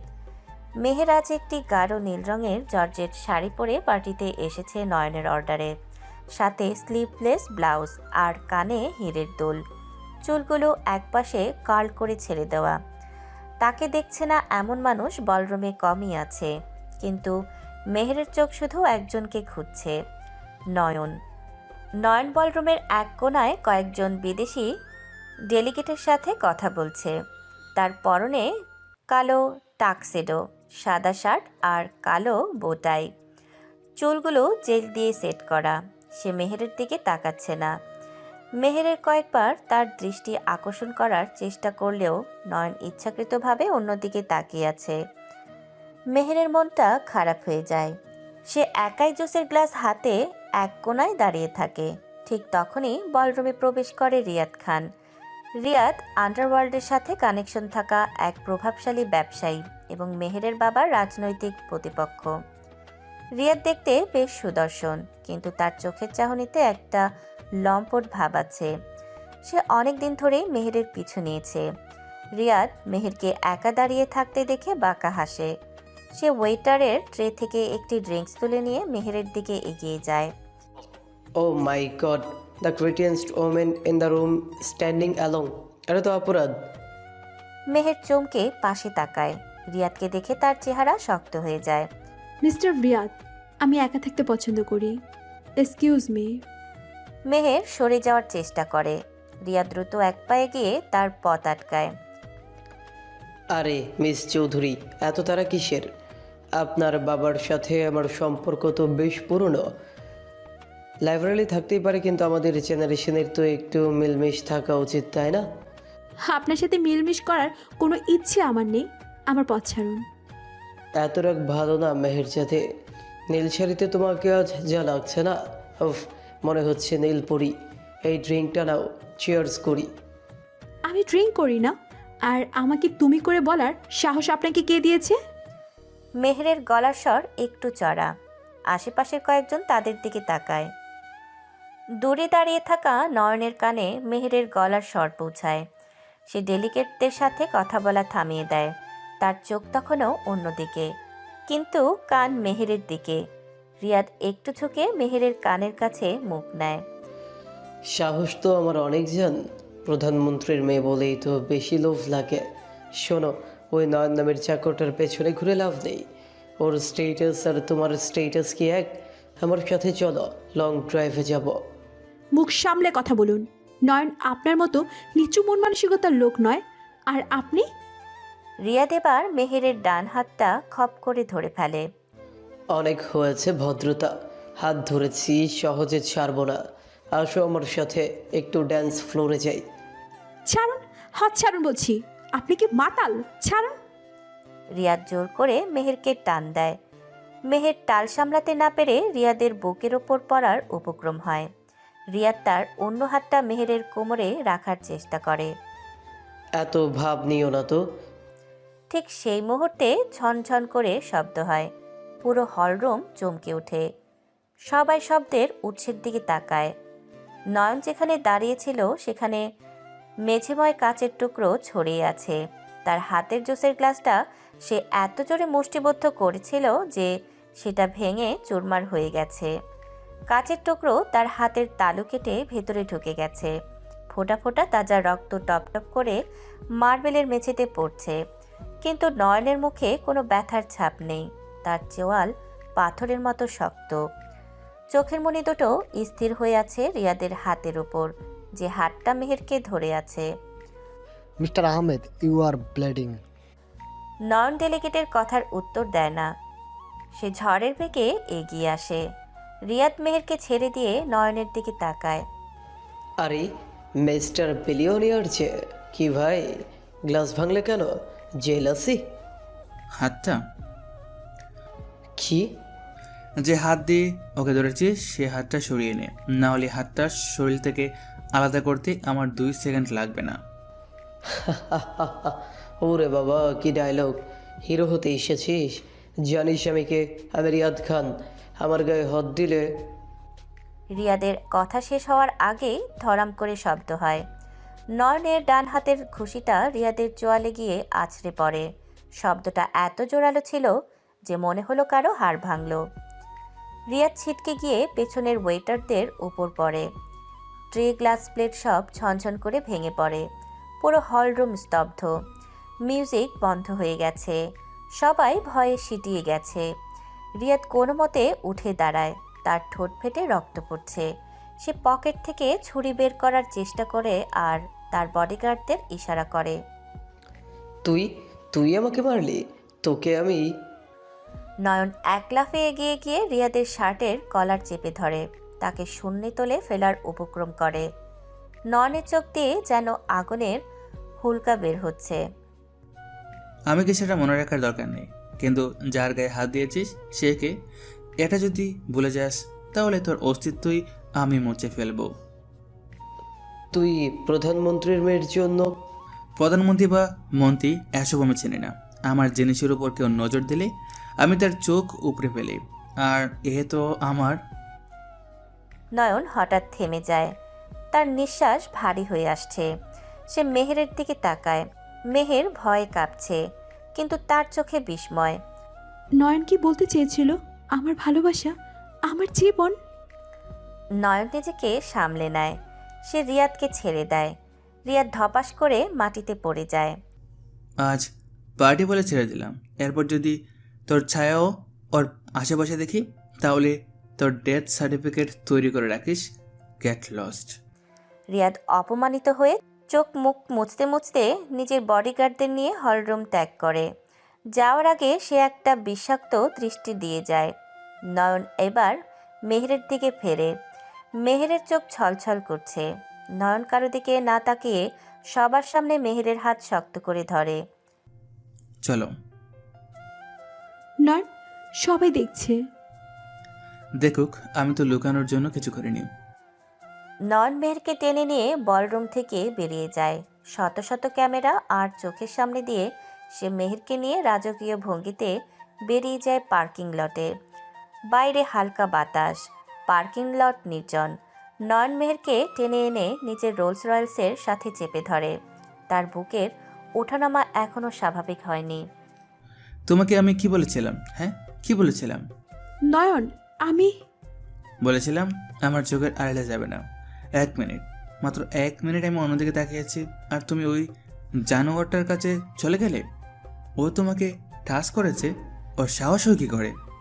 নয়ন রাগে গাড়ির বনেটে খুশি মারে। আমার ইচ্ছে করছিল ওর হাত দুটো কেটে ফেলি। কেন বুঝো না মেহের? কেন আমাকে এত পাগল করো? মেহের এবার নয়নের দিকে ভালো করে তাকায়। নয়নের ডান হাত থেকে অঝরে রক্ত পড়ছে। কাচের টুকরো এখনও গেঁথে আছে। রক্ত গড়িয়ে মেহেরের নীল শাড়িতে পড়ছে।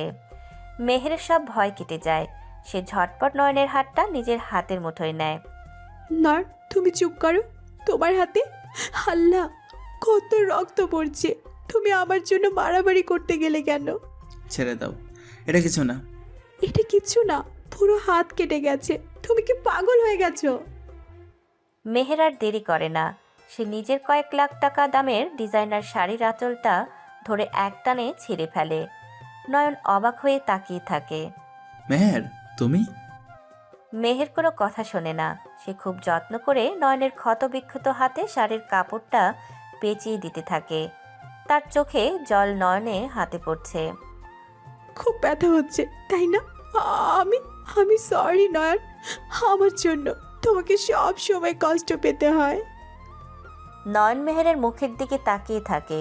এই মেয়েটা যে একসময় তাকে তুচ্ছ করত, আজ তার জন্য নিজের শাড়ি ছেড়ে ব্যান্ডেজ করে দিচ্ছে। নয়নের রাগ মুহূর্তেই পানি হয়ে যায়। নয়ন আস্তে করে নিজের অন্য হাত দিয়ে মেহেরের চিবুকটা তুলে ধরে। ব্যথা হাতে লাগছে না রে পাগল, ব্যথা লাগে এখানে, বুকের এই বাম পাশে। যখন অন্য কেউ তোমার দিকে তাকায় আমি সহ্য করতে পারি না মেহের। কেন সহ্য করতে পারো না? আমি তো তোমার এমপ্লয়ি। বসটা কি এমপ্লয়ীদের জন্য মারামারি করে? তুমি শুধু এমপ্লয়ি, নিজেকে এটাই মনে হয়? তাহলে আমি কি? নয়ন মেহেরের আরও কাছে আসে। মেহের গাড়ির সাথে পিঠ ঠেকিয়ে দাঁড়িয়ে। নয়ন তাকে 2 হাত দিয়ে আগলে রাখে। হাত কেন? দরকার হলে তোমার জন্য আমি গলা কেটে ফেলতে পারি। তুমি শুধু আমার মেহের, এই কথাটা এই ছোট্ট মাথায় ভালো করে ঢুকিয়ে নাও। আজ থেকে তোমার ছায়ার মালিকও আমি।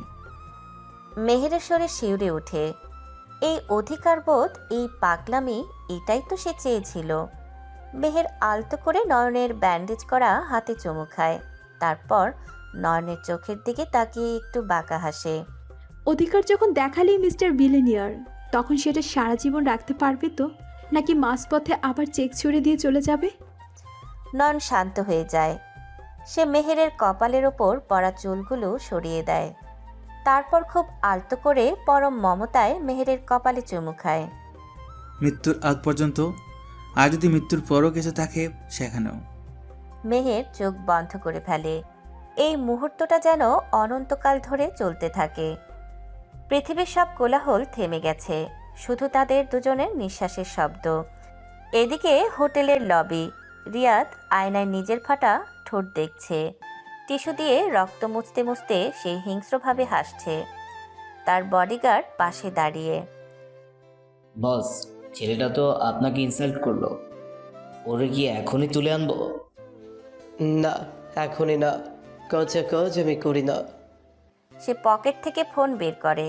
ফোনের স্ক্রিনে নয়ন আর মেহেরের একটু আগের পার্টির ছবি। সে জুম করে নয়নের রাগে চোখের দিকে তাকায়। কাউকে ফোনে বলে, হ্যালো, প্ল্যান চেঞ্জ। নয়ন আহমেদের উইকনেস পেয়ে গেছি। এতদিন ভাবতাম ও পাথরের মানুষ, কিন্তু ও আসলে কাচের, আর সেই কাচের নাম মেহের চৌধুরী। ওপাশ থেকে কিছু একটা বলা হয়। রিয়াদ শয়তানের মতো হেসে ওঠে। মেয়েটাকে তুলে নাও। মেহের আমার কাছে থাকলে জেন্ট কর্পোরেশনের মালিক আমার পায়ের কাছে এসে বসে থাকবে। খেলা এবার জমবে, আসল খেলা। ফোনটা কেটে রিয়াদ আবার আয়নায় নিজের দিকে তাকায়। নয়ন, তুই আমার গায়ে হাত দিয়েছিস, এর দম তোকে তোর কলেজা দিয়ে শোধ করতে হবে। 4 দিন পর কেরানীগঞ্জের এক পরিত্যক্ত কেমিক্যাল ফ্যাক্টরি। রাত 2:30। শহরের কোলাহল থেকে অনেক দূরে বুড়িগঙ্গার তীরে এক ভুতুড়ে নীরবতা। পরিত্যক্ত ফ্যাক্টরিটার ভেতরে একটি টিমটিমে হলুদ বাল্ব জ্বলছে। ছাদ থেকে ফোঁটা ফোঁটা পানি পড়ার শব্দ হচ্ছে। একটি মরিচা ধরা লোহার চেয়ারে মেহেরকে শক্ত দড়ি দিয়ে বেঁধে রাখা হয়েছে। তার গালে চড়মরার দাগ, ঠোঁটের কোণ ফেটে রক্ত জমাট বেঁধে আছে। সামনে একটি কাঠের বক্সের ওপর বসে আছে রিয়াদ, তার হাতে একটি লোডেড পিস্তল। সে পিস্তলে আঙুলে ঘোরাচ্ছে আর শয়তানের মতো হাসছে। কি ম্যাডাম, খুব তো দেমাগ দেখিয়েছিলে। আমার বাবা প্রাইম মিনিস্টার, আমি রাজকন্যা। এখন কোথায় তোমার বাবা, আর কোথায় তোমার সেই সুপার হিরো প্রেমিক? ও আসবে, ও তোকে ছাড়বে না রিয়াদ। তুই জানিস না কার লেজে পা দিয়েছিস তুই। আসবে, হ্যাঁ আসুক, আমি তো সেটাই চাই। তোর প্রেমিক নন এখন আমার পথা ফাঁদে পা দিয়েছে। ও তোকে বাঁচাতে আসবে, আর আমি ওর লাশের ওপর দাঁড়িয়ে তোকে বিয়ে করব। তারপর জেনিত কর্পোরেশন আর তোর বাবার ক্ষমতা সব আমার। রিয়াদ উঠে দাঁড়িয়ে মেহেরের চুলের মুঠি ধরে তার মুখটা উঠিয়ে ধরে। তোর বাবার পুলিশ এখন অন্য রাস্তায় ব্যারিকেড দিয়ে বসে আছে। এখানে কেউ আসবে না, আজ রাতে তুই শুধু আমার। মেহের ঘৃণায় রিয়াদের মুখে থুতু ছিটিয়ে দেয়। তোর মতো কুকুরের মুখে থুতু দিলেও পাপ হয়। নয়ন তোকে টুকরো টুকরো করে ফেলবে। রিয়াদ রাগে মেহেরের গালে পিস্তলের নল দিয়ে আঘাত করতে যাবে, ঠিক তখনই বুম শব্দ হলো। এক প্রলয়ঙ্করে বিস্ফোরণের শব্দে পুরো ফ্যাক্টরি কেঁপে ওঠে। ফ্যাক্টরির মেন লোহার গেটটা উড়ে গিয়ে 50 ফুট দূরে ছিটকে পড়ে। ধুলো আর ধোঁয়ার চারপাশ অন্ধকার হয়ে যায়। রিয়াদ চমকে ওঠে। কি হলো, কেউ ওখানে? বাইরে থেকে রিয়াদের ওয়াকিটকি বেজে ওঠে। এক গুন্ডার আতঙ্কিত গলা শোনা যায়। বস, বস, হামলা হয়েছে, কেউ একজন গ্রেপ উড়িয়ে দিয়েছে, আমরা আটকাতে পারছি না। আহ! রিয়াদ দ্রুত পায়ে সিসিটিভির মনিটরের সামনে যায়। মেহেরও ঘাড় ঘুরিয়ে মনিটরের দিকে তাকায়। মনিটরের সাদা কালো পর্দায় দেখা যাচ্ছে ধোঁয়ার কুণ্ডলি ভেদ করে একজন মানুষ হেঁটে আসছে। একা, কোনো বডিগার্ড নেই, কোনো পুলিশ নেই। নয়ন রিয়াদ ওয়াকিটকিতে চিৎকার করে, সবাই একসাথে অ্যাটাক কর, মেরে ফেল শালাকে, গুলি কর। 50 জন সশস্ত্র গুন্ডা চারদিক থেকে নয়নকে ঘিরে ধরে। তাদের হাতে রামদা, হকি স্টিক আর বন্দুক। মনিটরে মেহের দেখছে, তার চোখ দিয়ে জল গড়িয়ে পড়ছে। না নয়ন, তুমি চলে যাও, ওরা তোমাকে মেরে ফেলবে, তুমি একা পারবে না, চলে যাও। কিন্তু নয়ন থামে না। প্রথম গুন্ডাটা তার ওপর ঝাঁপিয়ে পড়ে। নয়ন চোখের পলকে হাতের রডটা ঘুরিয়ে তার মাথায় আঘাত করে। ঠাস, গুন্ডাটা মাটিতে লুটিয়ে পড়ে। শুরু হয় এক ভয়ানক তাণ্ডব। নয়ন আজ মানুষ নয়, সে আজ সাক্ষাৎ আজরাইল। সে এক একজনকে ধরছে আর শূন্যে ছুঁড়ে মারছে। তার পিঠে রামদার কোপ পড়ছে, শার্ট ছেড়ে রক্ত বের হচ্ছে, কিন্তু সে থামছে না। নয়ন প্রতিটি আঘাতেই চিৎকার করছে। মেহের কোথায়? আমার মেহের কোথায়?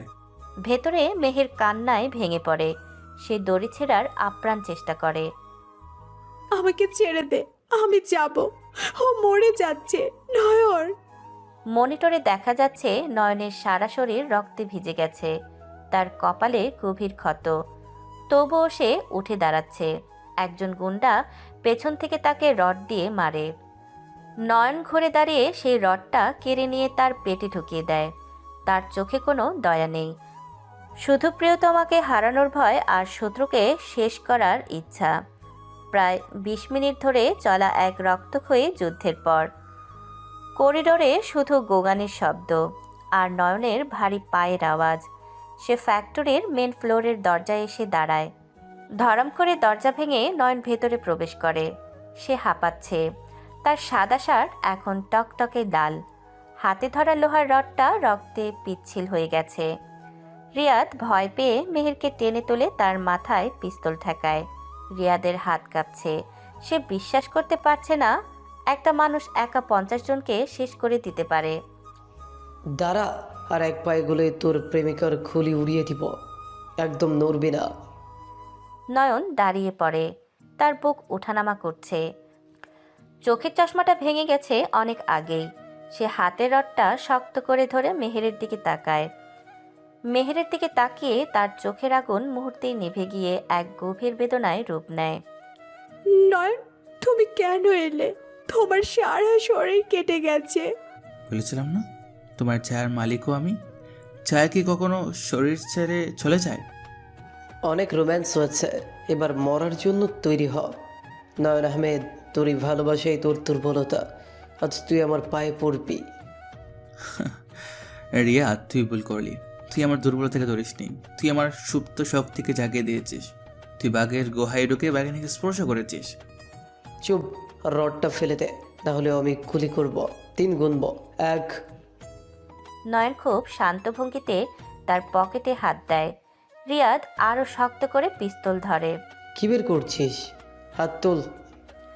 নয়ন পকেট থেকে সেই পুরনো জং ধরা 1 টাকার কয়েনটা বের করে, যেটা মেহের এক সময় ফিরিয়ে দিয়েছিল। সে কয়েনটা আঙুলের টকায় নিয়ে রিয়াদের দিকে দেখায়। তোর জীবনের দাম এই 1 টাকার চেয়েও কম, রিয়াদ। নয়ন কয়েনটা টস করে। কয়েনটা শূন্যে ঘুরে টিং শব্দ করে উপরে ওঠে। ফ্যাক্টরির টিমটিমে আলোয় কয়েনটা চকচক করে ওঠে। মানুষের স্বাভাবিক প্রবৃত্তি অনুযায়ী রিয়াদের নজর সেকেন্ডের ভগ্নাংশের জন্য ওই ঘুরন্ত কয়েনটার দিকে যায়। কি? সেই মুহূর্ত মাত্র 1 সেকেন্ড। নয়ন তার সর্বশক্তি দিয়ে হাতের লোহার রডটা বর্ষার মতো ছুঁড়ে মারে। বাতাস চিরে রডটা গিয়ে গেঁথে যায় রিয়াদের ডান কাঁধে। আহ! যন্ত্রটায় রিয়াদের হাত থেকে পিস্তলটা ছিটকে দূরে গিয়ে পড়ে। সে ছিটকে গিয়ে পেছনের কাঠের বক্সের উপর পড়ে।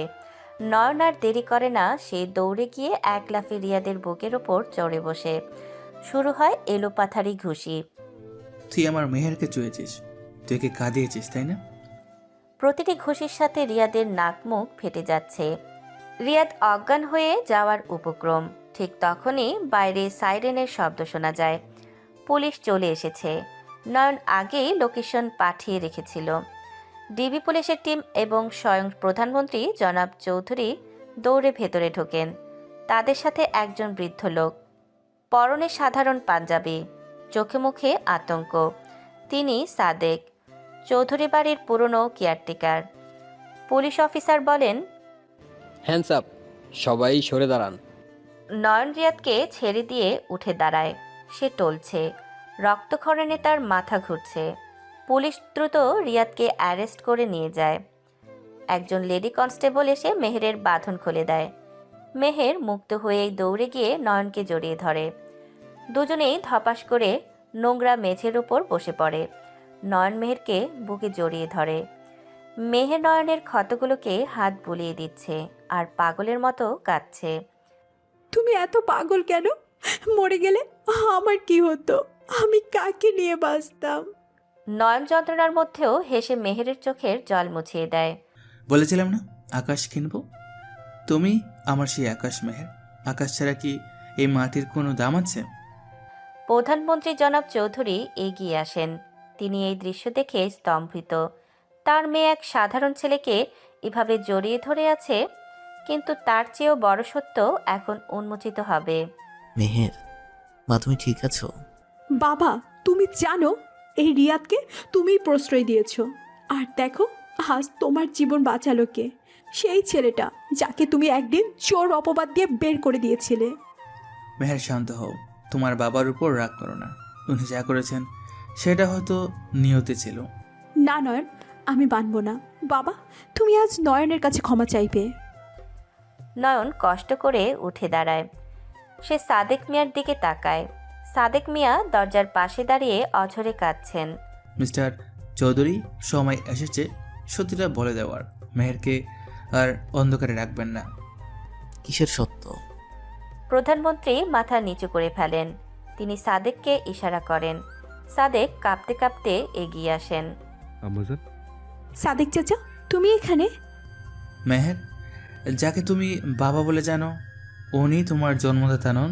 উনি তোমাকে লালন পালন করেছেন ঠিকই, কিন্তু তোমার শরীরে যার রক্ত বইছে তিনি ওই প্রধানমন্ত্রী নন। তিনি ওই সামনে দাঁড়িয়ে থাকা সাদেক চাচা।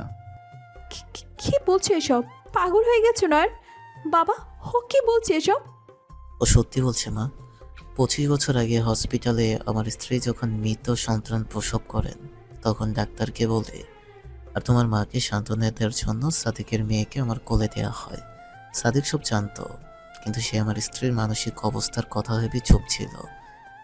ও নিজের মেয়েকে আমার হাতে তুলে দিয়ে সারা জীবন বাড়ির চাকর হয়ে কাটিয়েছে, শুধু তোমাকে এক নজর দেখার জন্য। মেহের স্তব্ধ হয়ে যায়। তার এত অহংকার, এত আভিজাত্য প্রধানমন্ত্রীর মেয়ে হওয়ার, এত দম্ভ, সব নিমেষে চূর্ণ বিচূর্ণ হয়ে যায়। সে এতদিন যাকে তুচ্ছ করেছে সেই চাকরের মেয়ে সে নিজে। মেহের কাঁপতে কাঁপতে সাদেকের দিকে তাকায়। সাদেক 2 হাত বাড়িয়ে দাঁড়িয়ে আছে, কিন্তু কাছে আসার সাহস পাচ্ছে না।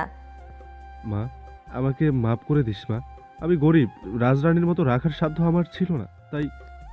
মেহেরের চোখ দিয়ে বন্যা বইছে। সে তার এতদিনের অহংকারের জন্য নিজেকে ঘৃণা করতে শুরু করে। সে তাকায় নয়নের দিকে। তুমিও সব জানতে? জানতাম, আমি অনেক আগে থেকে জানতাম। যেদিন তোমার সাদেক চাচার মুখে এসব শুনলাম, তখন আর নিজেকে ধরে রাখতে পারিনি। তাই তো তোমাকে ঘৃণা করতে পারিনি মেহের। সেদিন চাচা আমাকে বলেছিলেন যে করি হোক ওনার মেয়েকে ওনার কাছে ফিরিয়ে দিতে। তোমার এই অহংকারটা যে মেয়েকেই, সেটা আমি জানতাম। আমি চেয়েছিলাম তুমি তোমার আসল শিকড়টা চিনতে শেখো। আমি তোমাকে ভাঙতে চাইনি, আমি তোমাকে গড়তে চেয়েছিলাম মেহের। তোমার কি কোনোদিনও মনে হয়নি যে আমি তোমাকে কেন এত হ্যারাস করতাম? তোমার 5 কোটি টাকার গাড়ির দাম আমি 20 কোটি দিয়ে কিনেছিলাম, 50 কোটি টাকার হার গিফট করেছিলাম। কেন করেছিলাম জানো? কারণ আমি তোমাকে ভালোবাসি, আর তোমার প্রতি তোমার বাবার ভালোবাসার জন্য করেছিলাম, শুধু তোমার আসল পরিচয়টা তোমাকে দেওয়ার জন্য। মেহের আর দাঁড়িয়ে থাকতে পারে না। সে দৌড়ে গিয়ে সাদেককে জড়িয়ে ধরে। বাবা, ও বাবা, আমাকে মাফ করে দাও। আমি তোমাকে কত কষ্ট দিয়েছি, আমি তোমায় চিনতে পারিনি। সাদেক তার হারানো মানিককে বুকে ফিরে পেয়ে হাউমাউ করে কেঁদে ওঠেন। প্রধানমন্ত্রীও চোখের পানি মুছতে থাকেন। কিছুক্ষণ পর পুলিশ সবাইকে নিয়ে যাওয়ার ব্যবস্থা করে, কিন্তু নয়ন ফ্যাক্টরির ভাঙা ছাদের নিচে দাঁড়িয়ে থাকে। বাইরে তখন আবার বৃষ্টি শুরু হয়েছে, ঠিক সেই প্রথম দিনের মতো মুষলধারে বৃষ্টি। মেহের সাদেককে ছেড়ে নয়নের কাছে ফিরে আসে। নয়ন বৃষ্টির দিকে তাকিয়ে আছে। রক্ত ধুয়ে যাচ্ছে তার শরীর থেকে। মেহের গিয়ে নয়নের সামনে দাঁড়ায়। আজ তার চোখে কোনো অহংকার নেই, আছে শুধুই সমর্পণ। নয়ন, বলো সাদেকের মেয়ে মেহের। আমি তো এখন আর কেউ নেই, না প্রধানমন্ত্রীর মেয়ে, না কোনো রাজকন্যা। আমি এখন শুধুই এক সাধারণ মেয়ে।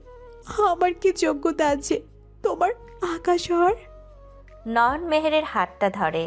সে পকেট থেকে আবার সেই 1 টাকার কয়েনটা বের করে মেহেরের হাতে দেয়। তোমার যোগ্যতা এই 1 টাকা নয় মেহের, তোমার যোগ্যতা হলো তুমি একমাত্র মানুষ যে আমার এই পাথর হৃদয়টাকে গলাতে পেরেছ। তুমি সাধারণ নও, তুমি আমার, শুধুই আমার। আই লাভ ইউ আমার অহংকারী বিলিনিয়ার। আমাকে আর কখনো ছেড়ে যেও না, কথা দাও। নয়ন মেহেরকে দুহাতে বুকে জড়িয়ে ধরে। আই লাভ ইউ টু আমার জগরাটে, না আমার সত্যিকারের রাজকন্যা।